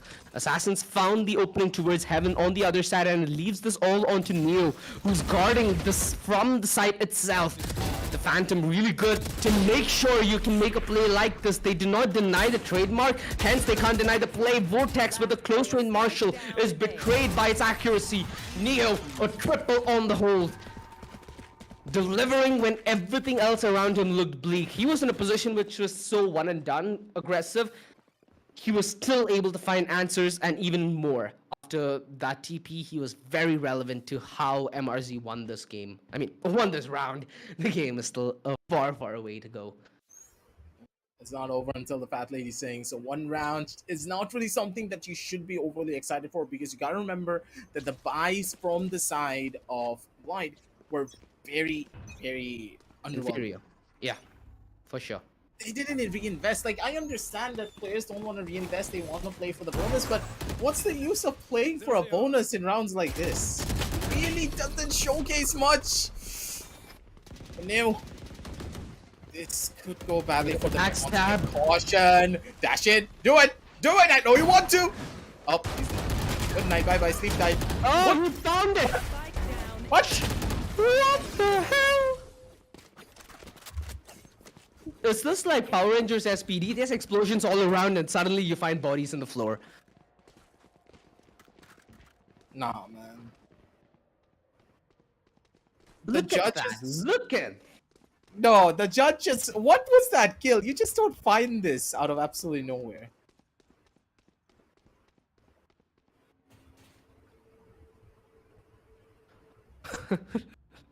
Just when you thought you'd seen it all. Holy Just when you crap. thought that your nightmares can't get any worse. You want Like, to you have a play? nightmare about the map Let's of play. Bind, OG. I have a nightmare about Split. For some reason, even if I drop 50 kills on this map, I cannot win the game. Oof. Well, 50 kills on a full immortal Radiant Robbie, and we still lost, and my brain is like, please. at that point, what do you even do aggressive? Just tap out? That's not an option here, though. That's the one where if you tap out, you're out of the tournament. Right now, blind on this inferior by looking to just poke and prod. Looking to do a little damage. There is an operator investment as well, so that's going to be something that they might want to remove out of hands of caution. So they force on Assassin. A double presence towards here. Bait, and that's what you do not want to do against it, Totefos. Has a good idea that that setup's reliant around the double peak, so knows that there should be presence around vents. Are they going to anticipate the double setup towards B though? Well, so far their gut proves them right. And this is turning out to be quite a bite that they're having off this advantage that they've nullified. 3-3 now. And Assassin's managed to get himself a Vandal. It's a rotation. He needs to play his fast Assassin. He needs to make sure that timing is on his side. And it looks like it just might be against him with a quick scope as he assassinates Mind. A lot of questions now arise, but time is the prime Seconds left. commodity. Caution, all he needs to do is buy a little bit of it. Saves the tailwind, needs the extra time to be bought, and that's exactly how he plays this. Classic dink, classic blink. Assassin trying to find this through the wall, deny the operator maybe. That he surely will do. Still though, patience might lead its way to a reward. But that comes to people who wait, but not wait for when it's too late. They gotta go for all they know. And aggressive has just been the two of us, man. This is just too much adrenaline.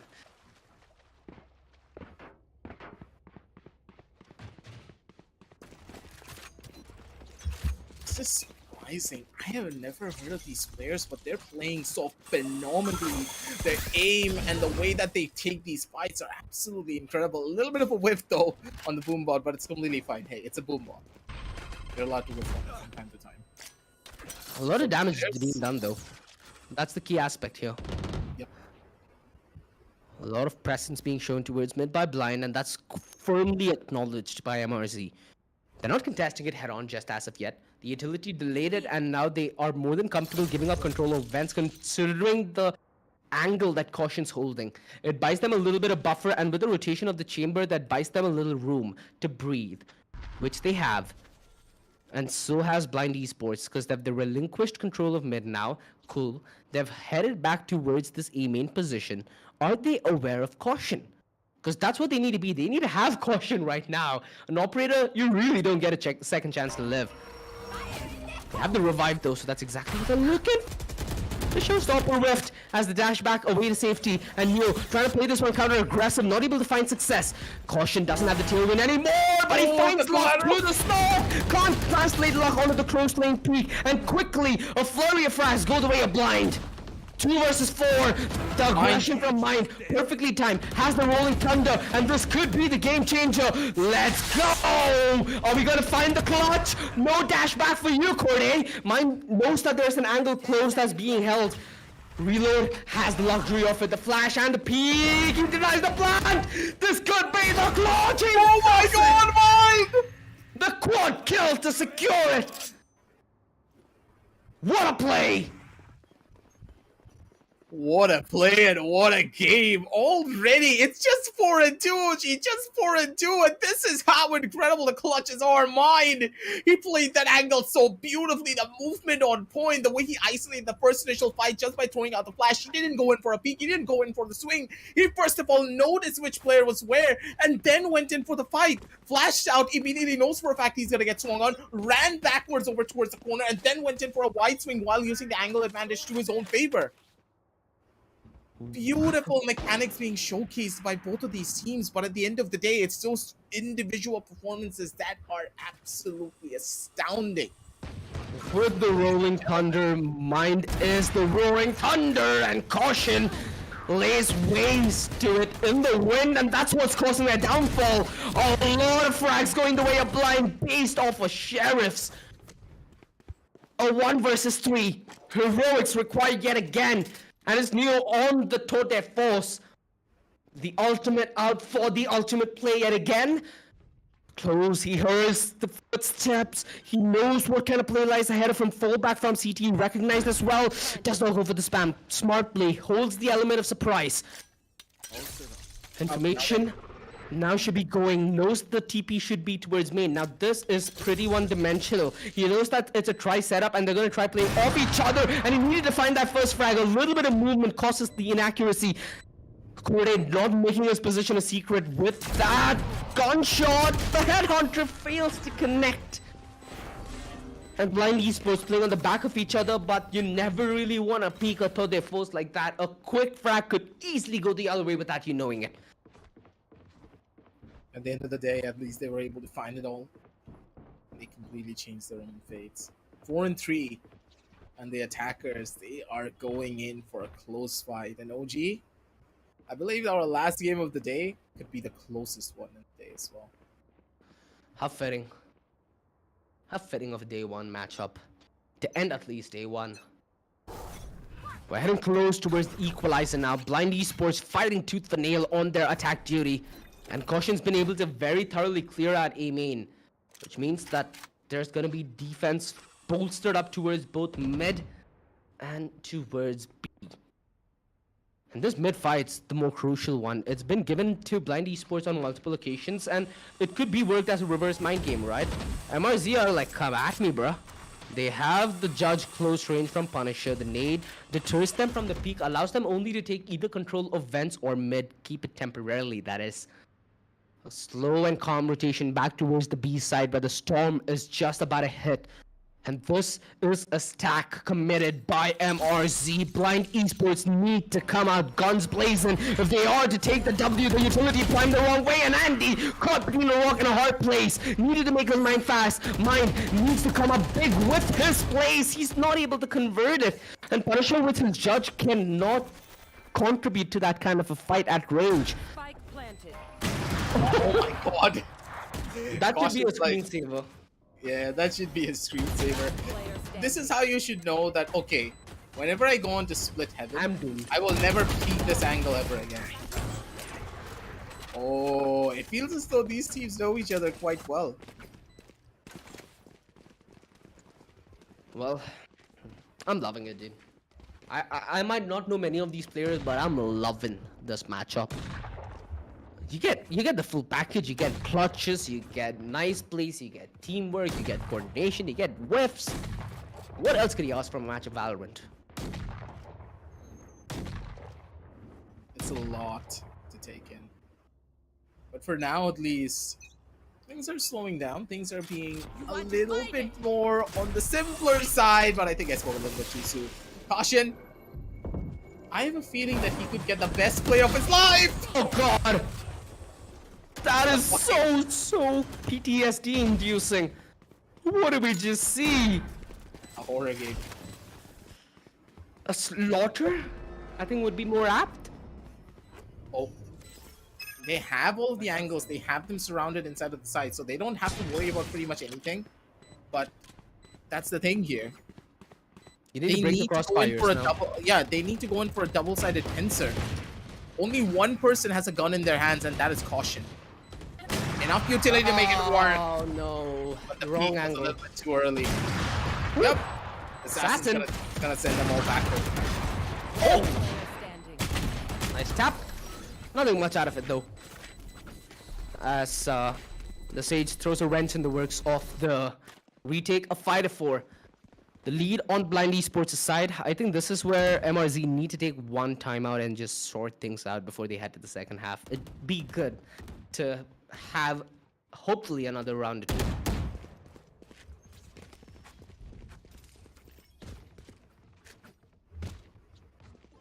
Now though, we do see a pretty even Sage's scoreline, but then again, which side do you think has much more of a compositional advantage when it comes down to defense? We know historically That's a good that spot. this is a very defense-favored map, but new? You don't do the man dirty like that. That guy has a family. And Well, he just he's keep not like done no for Red tab that slid into his DMs like it's nobody's business. Yeah.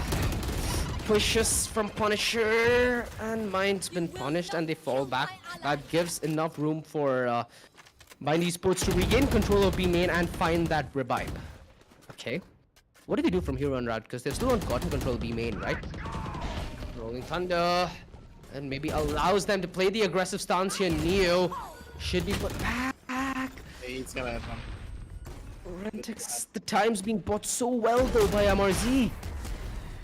Yeah, nothing much Renox can do there. He finds the frag though, which is the more important aspect, as he doubles up exactly what he was deployed into the site for doing. This push being closely watched by Timing. It's always timing when we mention it, right? Yep. Especially when we mention it.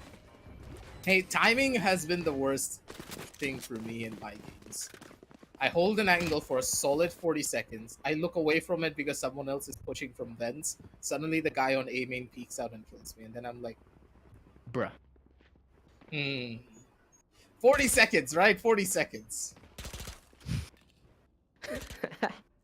Well, that's why we're all not Doctor Strange, are we? This is why we're behind our microphones, sitting in our chairs, just watching a game on our monitors instead of actually playing. Yeah, I mean, you might as well enjoy the pain then live it, right? Yeah, true. What? What? Talking about pain. I think you're choking up harder than him. Yep. that just killed me on the inside for a second right there. Are we gonna see a sheriff clip? Oh! No! Well, I What think a that play. happened. These satchel Fortnite dances, dude. You love them. I love them. That's how it all bans out and plays out as well. But for now, ooh, what? Ooh. Bye bye.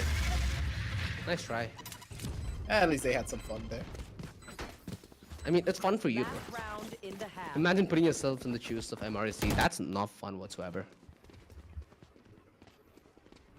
MRZ is just gonna wait until they can find a better angle for themselves just yet. So take it slow, take it steady. It's okay. Because currently on this 4-7 scoreline, they do have the potential when it comes down to the raw mechanical skills to just take out anyone here on the server. But it's all about the execution. I don't see all the members of MRZ playing together as a team like they did on the previous rounds. Individually, they're cracked out of their minds, and I do believe a lot of them are even more cracked than the members of Blind, but... Yeah. They have a straight up send and end mentality, which I really do love.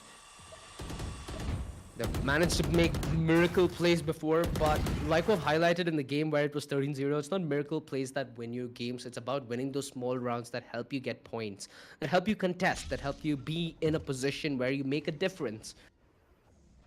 At least in this context of things, Blind Esports have gotten a very good first half, but they've not finished the game right yet.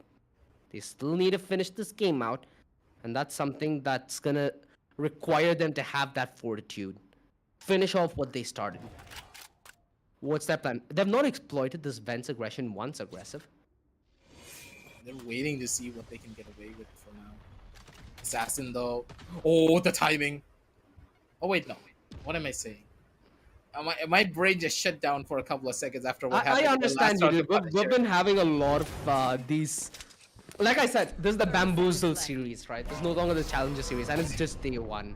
So, Yep. I don't blame you for getting a taste of it. That's been the player's experience. Oh my And it's god! like playing against Jet Airways itself. Oh god! The flight maneuver! Oh wait, he actually got the kill! Wait, what? He makes me squeal like a little girl, but I'd be a little girl any day for that kind of action. What did we just see? He plucked him out of the sky like you're shooting a hawk with just a sheriff.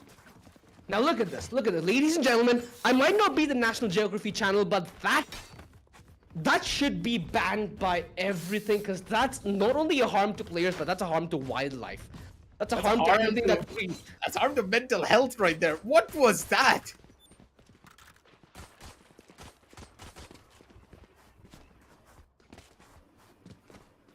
What was this? What are we seeing? Mechanical dominance, my boy. Mechanical dominance. I think they took it to personal offense when I said that all the members of MRZ are better when it comes down to mechanics.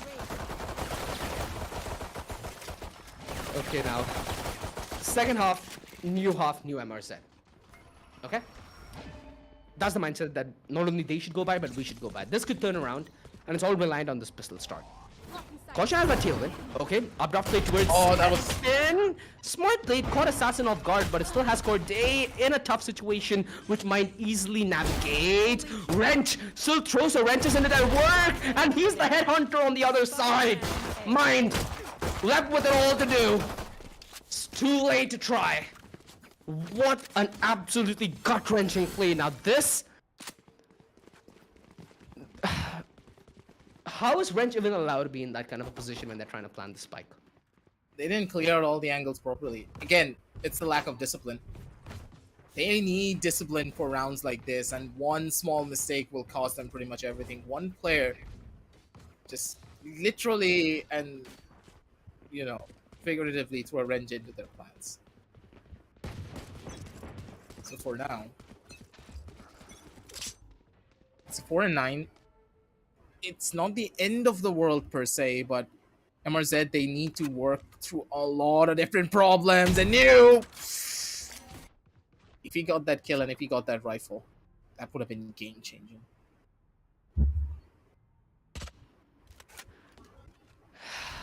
Okay. We've seen sheriffs before, man. I'm not counting this out just yet. Blind Esports, they're on better weaponry. We've seen this turn tail very fast. Okay, Cortez. You see that flick up, and you've seen that be a headshot in so many of those moments. Cortez is counting his stars just like Vortex as he's running short on them. As soon as like another 10 seconds pass, utility will be a problem, and that's when the sheriff's up close and personal can be deadly.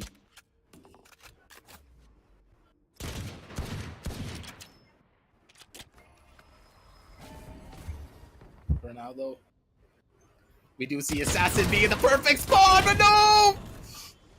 the Spectre. 30 seconds left. I don't know what I hate more, the Spectre or the Ghost. I think there should be a poll on that, both equally menacing on the other side. But what do you said? It's just no. I feel like this might be the Spectre drive-by play that we're gonna witness now. 3, 2, 1. Seconds left. Oh, he's going. He's waiting for his teammate, which is good. Power of friendship is what wins you games. Oh no! Oh, he finds that through the wall.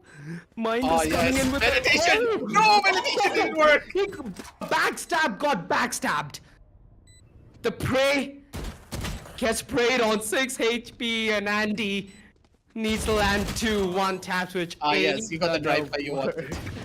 Oh god. I don't want to even talk right now, because when I say something, it's like an instant jinx, dude. When we say something, it's like an instant jinx, because you jinxed half of this stuff. Hey, how is this my fault? I am an innocent child. Innocent? Yeah, that's the part I doubt, but... Oi! Oi! 10 to 4, see, now here's the thing. 10 to 4, double digits. This is the buy that MRC have been saving for. So this is going to be the round that they've been saving up for, and this is their chance. On the other side, Blind Esports are going to do that same bonus thing that both of us were like, in a game like this, it's better to stray away, right? Especially because it's the best of one. Is this the opening that MRC are going to get? I don't think so, because Forte, I believe that Forte should just get a freebie for himself. That poor old Boobot's just going through the phases of life! But oh my god, caution. He's been an absolute dominant force. He's been able to find so much value, and one by one, he's going to be able to find even more damage to be done. And Caution's going to be able to send everything down over to the wind. Dude. And now I still don't understand the game plan for Blind, though. Even though you're on inferior weaponry. Gun. Your goal here is not to force the early fight, it's to force the smart fight, right? I guess they had like inferior buys, so they just wanted to go in for a little bit more of an aggressive push and get away with it. They kind of wanted to continue the bamboozle that we've been mentioning. Well, it's given MRZ that chance. It's given MRZ a solid chance. They won that round clinically, 10 to 5. How many times aggressive have we seen 5-round leads just wither away? Quite often. Is this going to be one of them? Because it has the pieces to be, right? The composition seems bang on right. I love when you have the breach on attack, because you can essentially set up one position and your teammates either have complete control over it or they can neglect it, right? It's possibilities that you have open, and that's exactly what they need to do if they need to fuel this comeback. Will be able to start the fire though? That's the real question. Because on this 5 and 10 scoreline, you don't really have a lot of wiggle room here anymore. 2 more rounds and you're out. Whoever gets to that match point first will be the one to win it all and take it all away. But Blind, he had the angle, he saw the foot, but he didn't take the shot, man.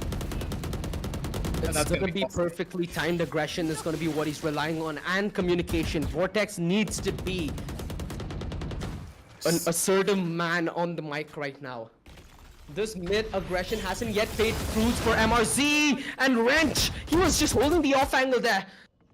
This is the perfectly timed aggression I was talking about, and the only reason this happened is because MRZ are rotating in towards B main, leaving that play solo, which pays its price. And Corday is setting up for a solo play himself as well. Oh, that was a bad grenade. Okay, he finds it. And now he's putting himself in a position to clutch. Oh, he almost finds that frag. And Vortex there to pick up the pieces. Neil, a 1 versus 3. 3 bullets left in his headhunter as well. Lays down the TP to make sure there's a little bit of opportunity for him to grab the spike and then maybe get out of a sticky situation. But time isn't really his best friend. Gets the thing, but Vortex gets the frag. 11 to 5. That bonus, sure, was punished, but you ain't gonna punish Blind more than that.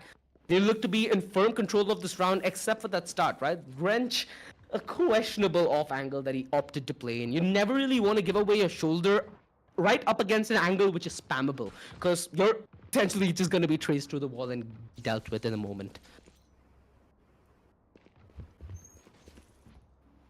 5 and 11. 1 more round and OG, I think that we're gonna... No buys whatsoever for the opposition if they lose here. Their backs are against the wall, and they need to win 6 rounds to try and turn this around. Do you think they can do this? Because from what my analyst eyes have to say, I don't believe they can. Not considering the strategies that they're trying to employ. Well, they're going in together, and Punisher's been punished with the same exact play, which continues to be the trend. The blades do not stay true to Corday. Oh, how's he allowed to just waltz in? Our Big team. plays, big trades. The spike down in an uncomfortable position, and Wrench still has that revive. It's his choice. Does he hold the spike or commit a long rotation through mid to then commit the revive and play the numbers? Because Assassin's rotating in through heaven, right? The backlines now is going to be secured. And it seems like they're going to go for the smarter play. They're going to go for the numbers, and they're going to go for what works. Okay. I think I said that a little too early because Assassin has just given away that important 1 versus 1. A little damage being done. And Wrench doesn't want to give away his position with that initial revive. He's going to hold that revive and not commit for that second peak. Allow them to reposition and then commit for the 1 versus 2. Revive Jet. Well, he revives the chamber. It's going to be more than enough. Neo lays down the trademark. Lays down an opportunity for him to escape from a sticky situation. 2 out. Oh!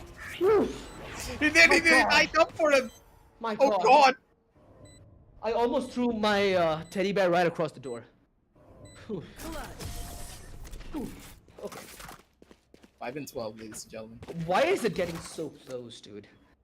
Match point. I'm getting chills down my spine. I was feeling really hot a couple of minutes ago because of how hot it is currently in Bangladesh. But after this match, There's more hot in the server, buddy. yeah, I think that the server is a lot more hotter than me right now. My god.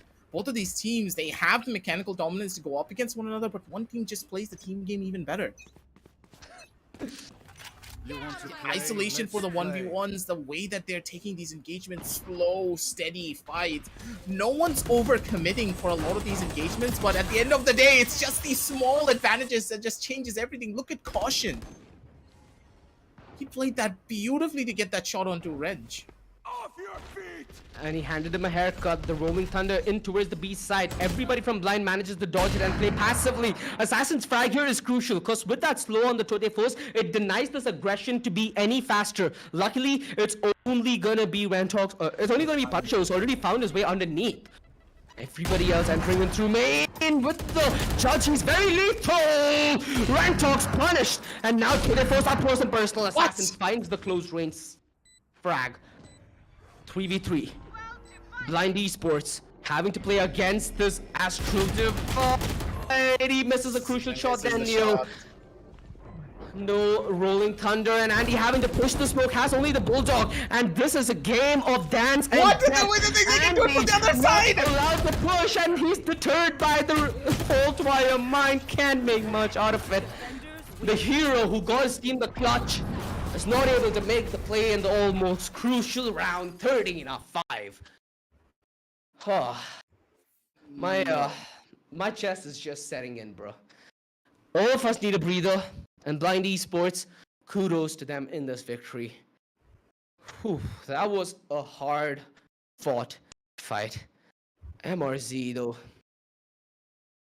Man, I'm a little short for words aggressive. I need your help here, because this has been a nail-biting affair, even though the scoreline doesn't suggest it. It was action-packed.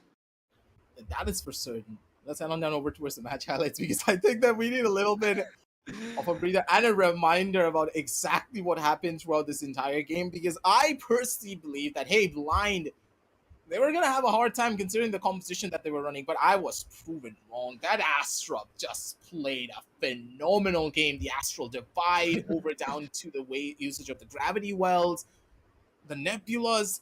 I haven't seen a team perform that well on with an Astra in the longest of times, especially after the nerfs. No one even wanted to give that agent a proper shot, but I was wrong, man. I was so wrong. Beautiful plays, top down, everything went right for the side of Blind.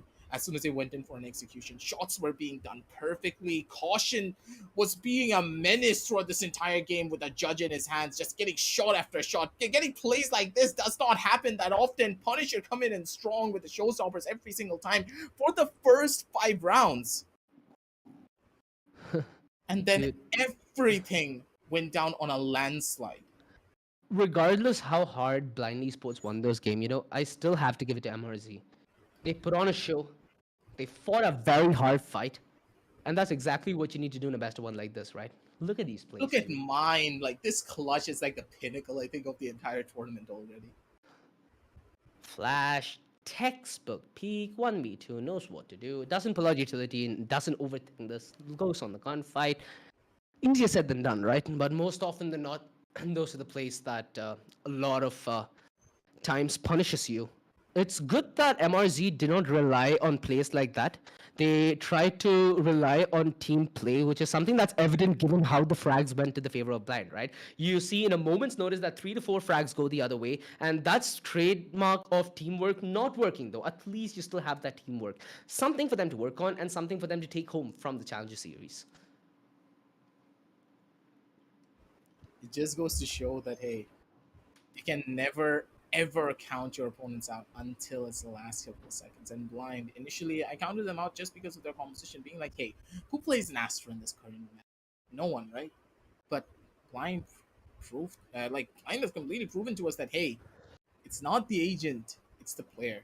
And if the player and the team are able to play around that agent perfectly and in proper tandem, can work on this map. And I do believe that I understand why they picked up the Astra. Astra can work on this map in particular, but I never expected her to work so beautifully as a solo controller.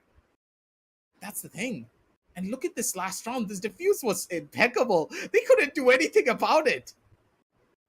Nothing could have helped them whatsoever. Even this false line, I felt like if they wouldn't have deployed it, Andy would have been able to get on the peak earlier and maybe got himself that frag. But again, that's overly ambitious, right? Sometimes you can hope, but that's all you can do. And this game is, I think, a key factor to that. Like, even that round where you had Punisher with the showstopper dive into the A side with like 150 miles an hour. A one tap denies that Ferrari peak. A one tap. How satisfying is that? Just goes to show that it just takes that couple of different moments, those small nitty gritty plays, and completely changes it out. And honestly saying, this was not a whitewash at all.